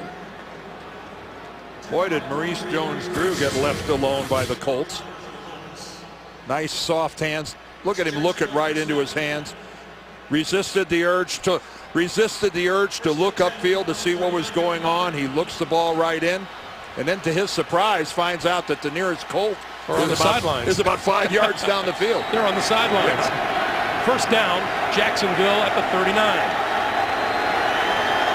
We are in the final minute of play of the 3rd quarter. Another play fake. Garrard over the middle, got his man. Sims Walker inside the Indianapolis 40 to the 38. And all of a sudden, David Garrard is morphing into Peyton Manning as they are just lighting up the Indianapolis defense throwing the football. And we're not talking about guys making great plays. We're talking about guys being wide open. I mean, Mike Sims Walker doesn't have a Colt within a couple of yards of him when Garrard hits him. Manning plotting his next possession.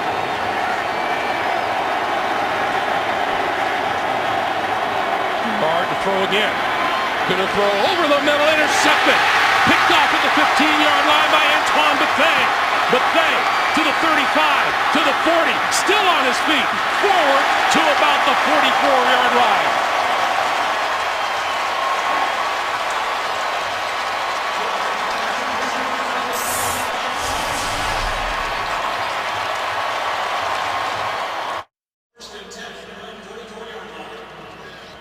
Along with our our producer Mark Wolf, our director Bob Fishman. Greg Gumbel, Dan Deerdorf, 15 minutes to play here in Indianapolis. Can Jacksonville rally and win the AFC South?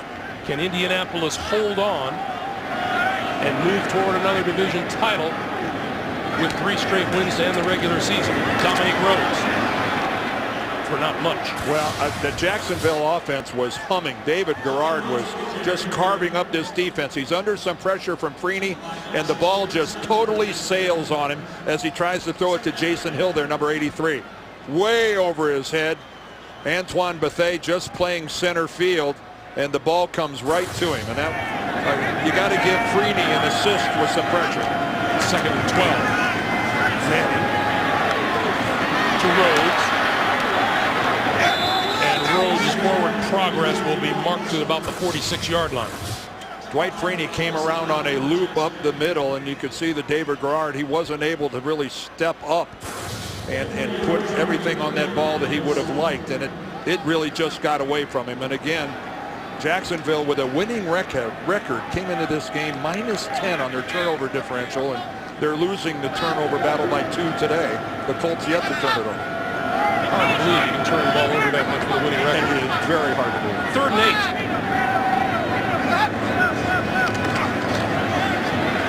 Manning on the move. Throw. Got his man inside the 40-yard line. Blair White for a first down. Well, Peyton Manning goes, hey, I can move out of the pocket. I can throw the ball on the run. And you know, it's something that he has done effectively his entire career. It's just he's not the most athletic guy in the world, but you know what? You can't do it a lot better than that. Peyton Manning on the move outside of the pocket. Well, is that a surprise, I guess, that he's able to throw a strike? Distributing the ball to 8 different receivers today. First down at the Jacksonville 38. Play fake. And at the feet of Jacob Tamme, he pulled that in at the 30-yard line. That's a pretty good catch. Well, and that's, you know, Peyton threw it down there on purpose because there was tremendous coverage. You know, there's a reason that this ball is low, and it's because Tamme is completely covered. Now, I think that might have been a little lower than Manning really wanted it to go, but he threw that low on purpose. There was no chance that he's going to throw the ball up high. Don Carey, good coverage. 2nd and 2. They give it to Rhodes, and Rhodes has the first down to about the 25-yard line.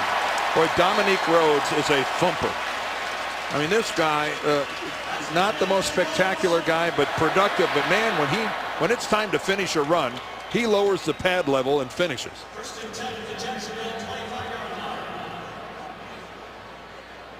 Moments ago, Jacksonville was hoping to stop the Colts on 3rd down, had Manning on the run. All of a sudden, the Colts are at the Jacksonville 25, first down. Rhodes. And he lost about 3 or 4 on that play. Darrell Smith and Kirk Morrison. We talked to Peyton Manning earlier, and he just said, you know, we just can't have a lot of negative plays. I hate it when 1st and 10 becomes 2nd and 12. Those were his exact words. And they have had a bunch of negative plays today. They really have. But that was a direct quote. We can't have 1st and 10 become 2nd and 12, and here we are. Now he's also overcome a bunch of those negative plays, following with a big play.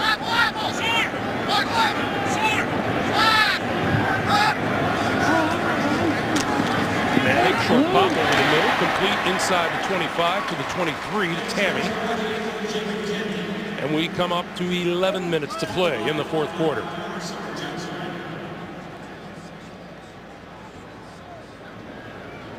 Again, Peyton Manning, as he has done a lot today, working underneath. Jacksonville playing a deep shell. There they go, both safeties back again, back around the 10-yard line. Another big 3rd down play for the Jacksonville defense.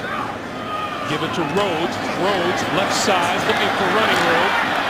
And inside the 20 to about the 19-yard line. That'll be about 4 yards short, and it'll bring Adam Vinatieri on for the field goal. Well, Jack Del Rio realizes that's about the best his defense could do in that situation, is again force a field goal attempt. This is going to be a 37-yard attempt. Vinatieri connected from 34 yards earlier. I'll set you up. He's 21 of 23. No. He's 22 of 24. 9:57 to play in the fourth. Colts 27-17.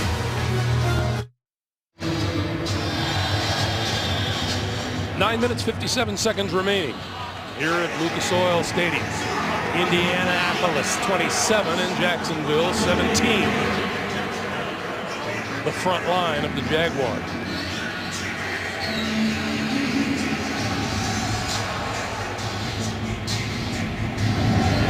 Karim is deep. This is a low kick picked off at the 22-yard line and brought back across the 35 by Zach Potter, a tight end. The full range of emotions on display here at Lucas Oil Stadium, and guess what? It's not over yet.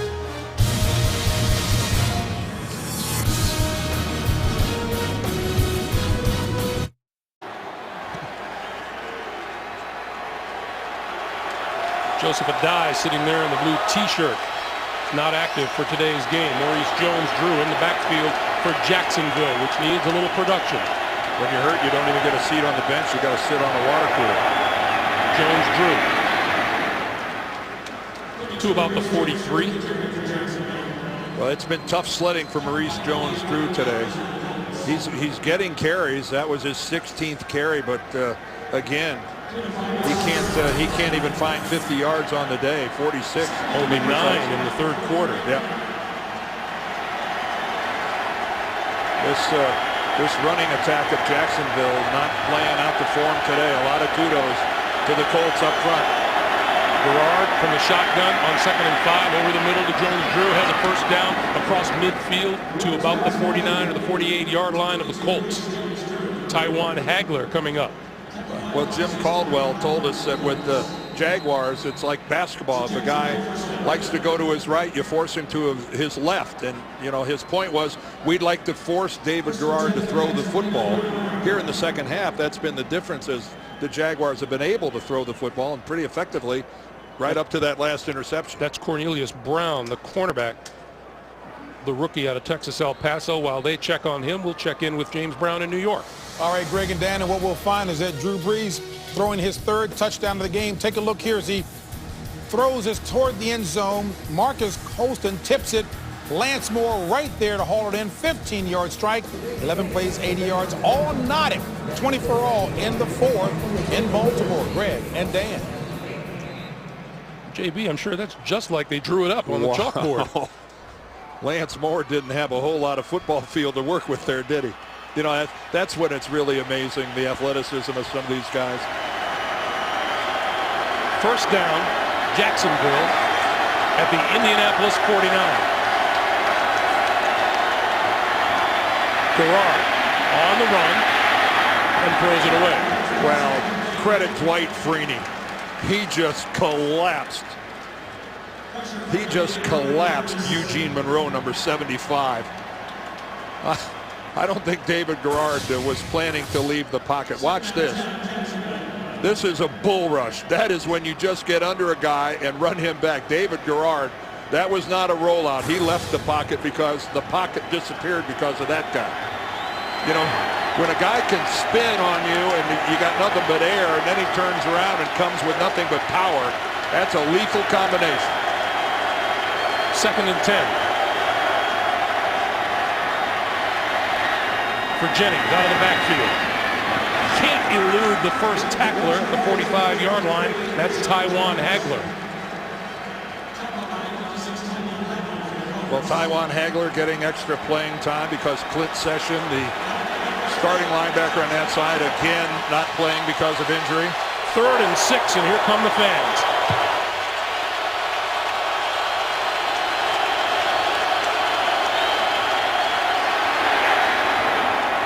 That's complete to Mike Thomas, but Thomas can't find first down yardage. Oh, and David Garrard, did he do something to his throwing hand?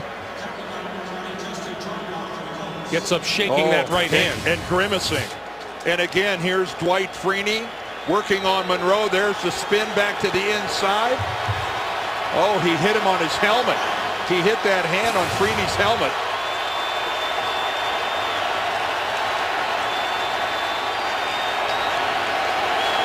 Fourth and 2. Dwight Freeney is lighting up Eugene Monroe.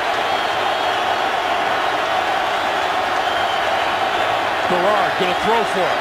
Penalty markers down. Garrard running for it. Now it has a first down, but let's check the flag. Thrown by Mike Carey.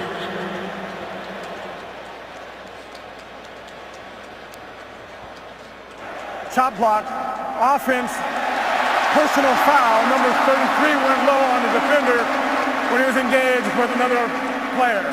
15-yard penalty. Chop block is going to be called on Greg Jones, number 33. Well, again, you cannot block low on someone who's engaged with someone else. There's Jones, number 33, on the right-hand side, and you can see he goes right in. Jordan Black, his tackle, I believe, is Robert Mathis. And you could see Jones went in below the waist. That is a player safety issue, and what a monster penalty. And Jacksonville has to punt this away. On 4 and 17. Still 7:27 to play here in the fourth quarter. You can hit that guy while he's engaged, but it's got to be up above the waist. Blair White back at his own 10-yard line for the kick.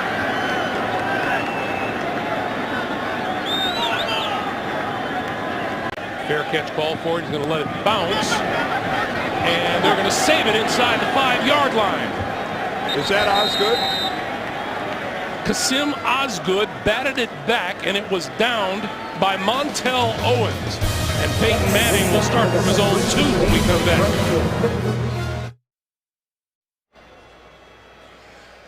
David Garrard still flexing that right hand. We thought it bounced off of Dwight Freeney's helmet, but our stealth master, Mark Wolf, our producer, says, no, it's Freeney's hand. Yeah, from behind, it looked like it hit his helmet on the follow-through, but you can see right there, it hit his left hand. Here's Donald Brown getting out of his end zone just barely and back to the line of scrimmage. No gain. Clock moving, 6:50 to play in the fourth. So that's the important part. The clock is moving. What a play by Kasim Osgood to back the Colts up against their goal line. That's why he got voted to 3 Pro Bowls when he was in San Diego as a special teams player. 2nd and 10. Brown again.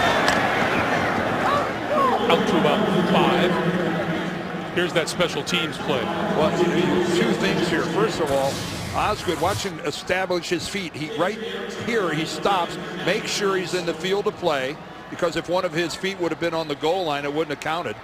And then he gets up in the air, elevates, and swats it back out. That is just superlative special teams play. And now a big 3rd and 7 on both sides of the ball here. As we duck under 6 minutes to play in regulation. Well, the Colts love to throw the little slant. Manning, sprint to the left side, complete, out to the 15-yard line to Reggie Wayne for a first down. And Peyton Manning channeling his inner Michael Vick, rolling out of there. Not only that, but rolling to his left. Peyton didn't like that call. Again, a right-handed quarterback rolling to his left. You can see it completely surprised the Jacksonville defense. New set of downs for Peyton now at the 15. And what did Jack Del Rio say about Peyton Manning? He's been a pain in my rear end for a long time. Rhodes for 2 and out of bounds at the 17. Thought I'd clean that up a little bit. Did a fine job. But he's right. I mean, he's talking, he goes, we won 12 games one year, couldn't even win our division. And it doesn't matter what kind of a year you're having. You look up and all of a sudden the Colts are 10-0, 12-0. And the Colts now finding themselves in a dogfight in December for the first time in a while. And so far this game, they have responded pretty darn well. This is the second drive that began inside their own 10-yard line today. The first one, they went 92 yards for a touchdown.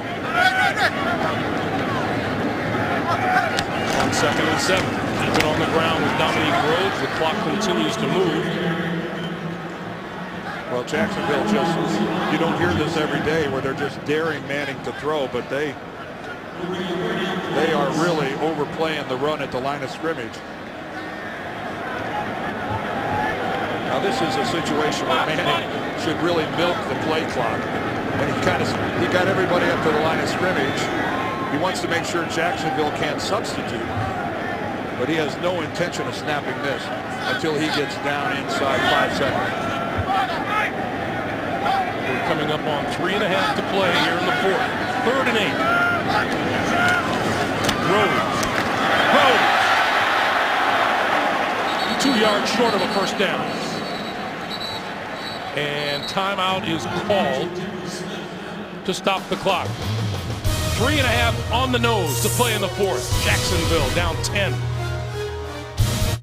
Start your day in a big way. Tackle new breakfast melts at Subway. Try the mouth-watering Sunrise Subway Melt or the tasty breakfast BMT, fresh toasted on flatbread. Come build yours starting at 7 a.m. Subway, build your better breakfast. Catch The Big Bang Theory, Thursday, only CBS. The NFL on CBS is sponsored by Verizon, the official wireless service provider of the NFL. And by Subway. Get ready for meltastic flavor with Subway Melt, like the new Chipotle chicken and cheese fresh toasted on flatbread. 3:31 to play. Austin Collie has returned to the sideline. He's sitting there, but lost for the rest of this day to a concussion suffered late in the first half. Maurice Jones-Drew itching for the opportunity to get back on the field. McAfee to kick on 4th and 1. Mike Thomas, who has returned to punt 78 yards for a touchdown, is deep. Looks like he can return this one too. Out of bounds at the 45-yard line. Good field position for Jacksonville's offense. From TV's #1 comedy to the #1 new comedy, the #1 news magazine, the #1 news show, and the #1 drama on television. Thanks for making CBS America's #1 network. Keep in mind, Jacksonville now down by 10 points. They've got good field position, but they've only got 1 timeout remaining.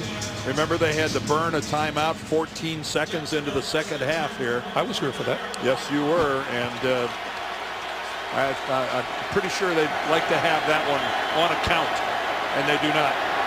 51 yards away from pay dirt, down 10. Garrard for Jennings out of the backfield. Dances his way past 1 and 2 and down inside the 30, close to the 25-yard line. Jacksonville desperately wanting a win here today to claim the AFC South Championship. Indianapolis just as desperately trying to hold off if they can win here and then win against Oakland and then finish off with another victory in Week 17. They win the AFC South.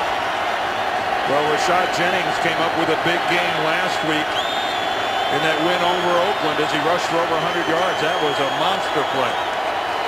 From the 26-yard line. Garrard throwing far side of the field and got his man Mercedes Lewis out of bounds at the 15-yard line. Well, Mercedes Lewis has scored 9 touchdowns on the year. He's quickly becoming a favorite go-to guy for David Garrard. And again, he just gets away from Cornelius Brown, the rookie. That was no contest. Meanwhile, the Jaguars have quickly moved from their own 49 to the Indianapolis 15. First down.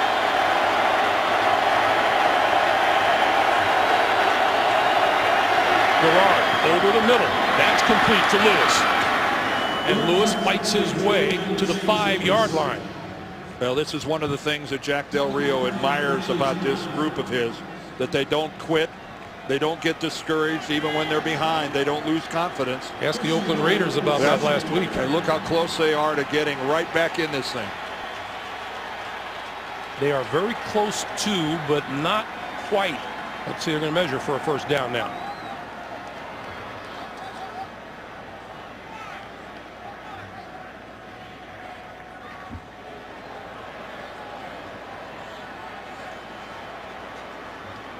Missed it by that much.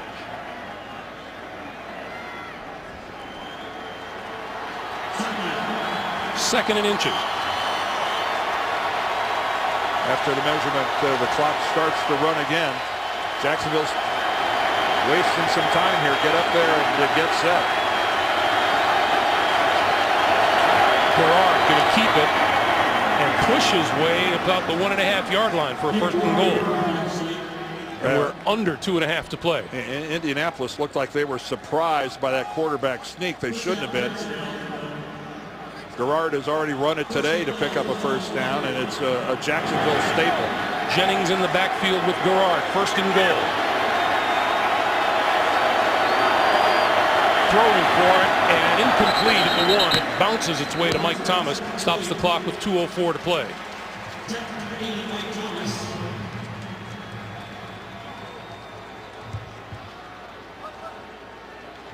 Maurice Jones-Drew watching from the sideline. Jack Del Rio, again, one of the first things he said to us last night, we expected to be in this type of situation.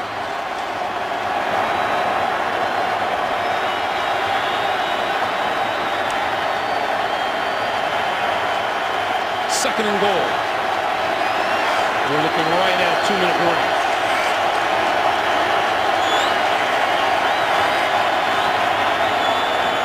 Gerard rolls, throws, incomplete. Intended for Sims Walker, and Justin Tryon was there to break it up. 1:59 on the clock as we reach the 2-minute warning. Jacksonville looking for a 10-point rally in an AFC South championship. Indianapolis trying to say no way. We'll be back.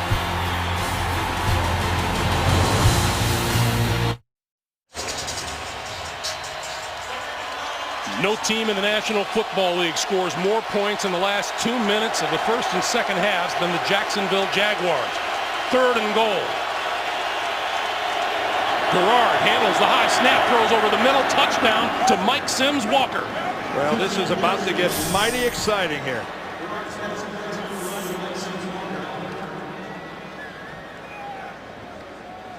This is about to get mighty exciting. An onside kick coming up. Mike Sims Walker with his second touchdown catch of the day. And again, Jack Del Rio sees his team fight back, fight through some adversity. Scobie to make it a 3-point game. He does. 1:54 on the clock, and we have a penalty marker down.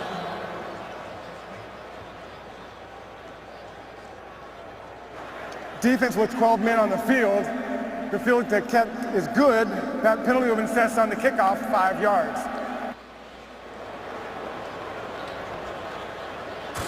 So here's the catch by Mike Sims Walker. And again, look at that snap high and left. David Gerard does a nice job of corralling it. He's checking things out, but that snap took him by surprise, and that was a good job of fielding it cleanly. And look at that ball. It just went right through the arms of a Colt defender. Those of you just joining us here in Indianapolis, just to recap for you, Austin Collie returned to the active roster today, caught 2 touchdown passes in the first half, but left late in the first half with a concussion.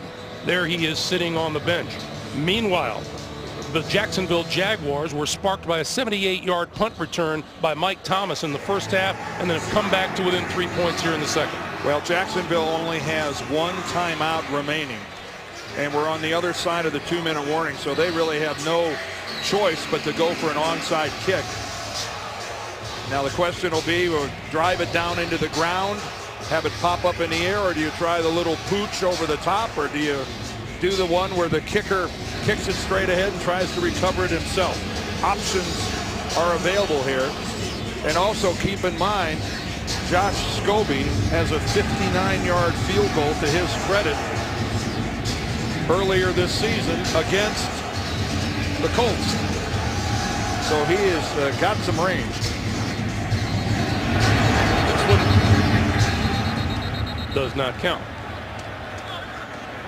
And was a timeout called? Timeout. Indianapolis, their first 32nd timeout. So Jim Caldwell, it appeared, called a timeout quickly just before the kick happened. And welcome to those of you who just joined us here at Lucas Oil Stadium in Indianapolis. Greg Gumbel, Dan Deerdorf with you. Jacksonville with a win would clinch the AFC South here today. Indy needs 3 straight wins to close out the season to claim the division title. And right now the Colts with a 27-24 lead with 1:54 to play, and close finishes are nothing new. And still more of you joining us here in Indianapolis. Welcome. Jack Del Rio has seen his Jacksonville Jaguars pulled it within 3 and are trying to execute the onside kick. Well, I talked about 3 options. We saw them try to execute the one where the kicker was going to try to recover it himself. They had to go back over and regroup because of that Colts timeout. You got to wonder if they'll come back and try the exact same one again, or if they'll go to a different option.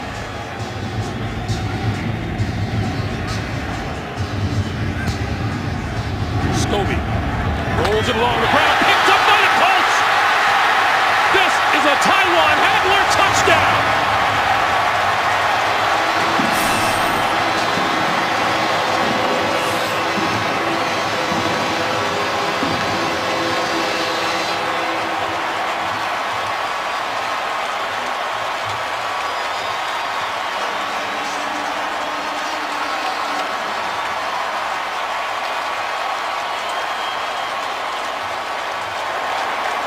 First of all, an onside kick has to travel 10 yards to be legal, and that wasn't even close.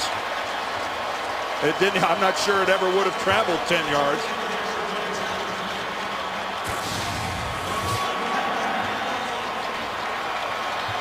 Scobie kicks that thing. There it crosses 5, and at about 6 yards out. About 6 yards out, a one-hopper right to Hagler.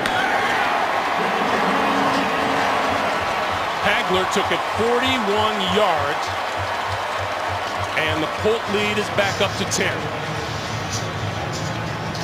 Well, that first timeout taken by the Colts really was a tough break for Jacksonville, because that first onside kick that they attempted, where Scobie went right down the middle, that looked to me like something that they may have had a pretty decent chance of recovering.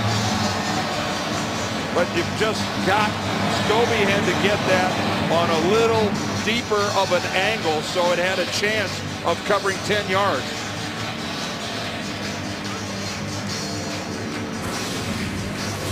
Let's go ahead and take one more look at it. And again, you can see that everyone from Jacksonville playing the football and didn't anticipate it not being driven any deeper than it was. And that's about as emotional as Coach Caldwell gets.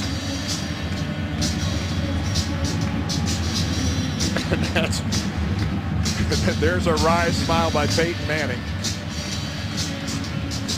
And a disappointed David Garrard. And I'm sure a very, very disappointed Josh Scobie. Unhappy with the quality of that onside kick. Jason Hill is back at his own 5-yard line to return this kick.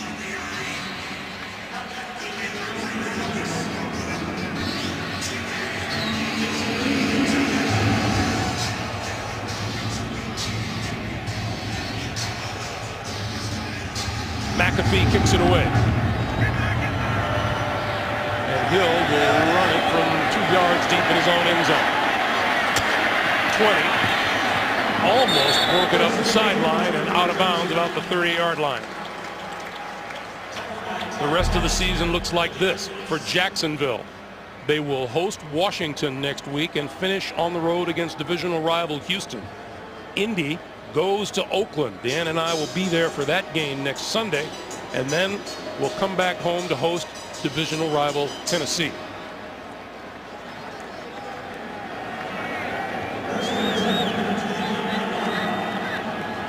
Jacksonville down to one timeout, down 10 points, and a minute 42 to play. Garrard, short pop, complete to Jennings, and Jennings spins across the 40 to about the 41 for a first down. Minute and a half to play.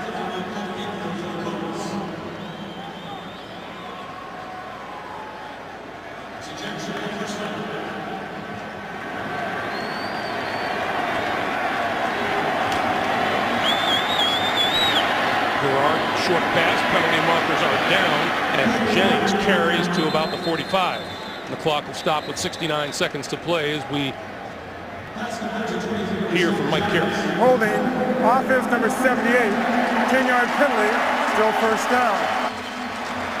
You know, as many times as these teams play, Dan, it's never a laugher. No, never. In fact, I think we said at the very top that neither one of these teams ever seems to be able to run away and hide from the other.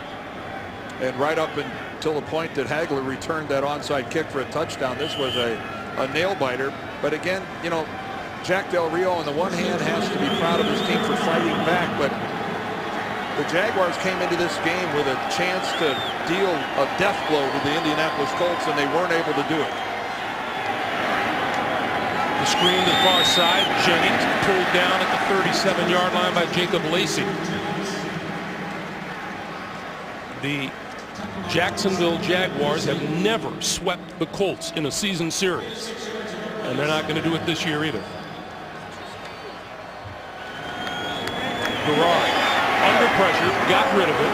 Jennings again, and Jennings to the 43, and they're going to use their final timeout to stop the clock with 39 seconds. Well, as a football team, that's everything you hope for, to have it in your hand, in your grasp, the opportunity to play a game, and if you win that game, you win your division, and you guarantee yourself a spot in the playoffs. And the Jacksonville Jaguars were at that precipice and unable to close the deal.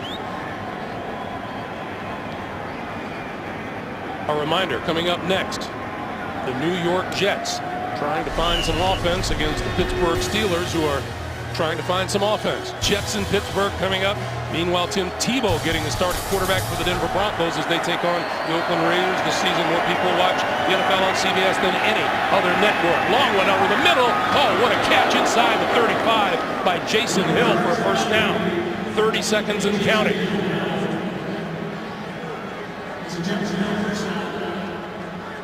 First down for the Jaguars. Down to 20 seconds, and Garrard spikes the ball and stops the clock.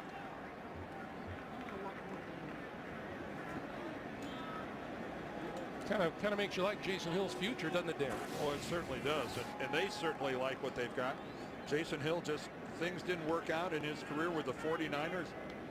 He's sure as to why. That's a good job of holding on to the football after taking a big pop at the end of that play. David Garrard has thrown for 277 yards on the day.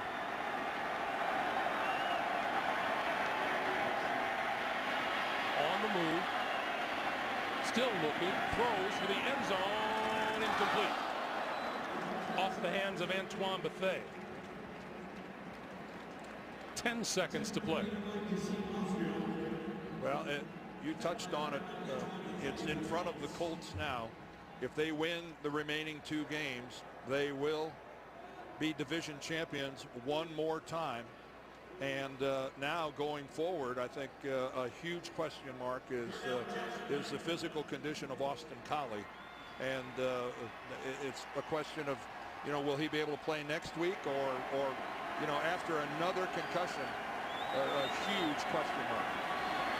Garrard throwing down the sideline. He's out of bounds. Incomplete. 3 seconds on the clock. And this is, I can't imagine how disappointing a plane ride this is going to be back to Jacksonville for the Jaguars. But But again, we talked about the turnover issue for Jacksonville coming into this game, -10. And today they had 2 turnovers, and the Colts had none. You don't go on the road and lose the turnover battle very often and expect to beat a good football team. Last play of this game, barring a penalty. That pass is complete to Mike Sims Walker. And the Jaguars are going to run out of time and run out of laterals. Indianapolis lives to fight another day. 34-24 the final. Coming up next, many of you will see the Jets and the Steelers. Others, the Broncos and the Raiders. Coming up, the Burger King update. We'll take you to New York for all of the scores and highlights after this.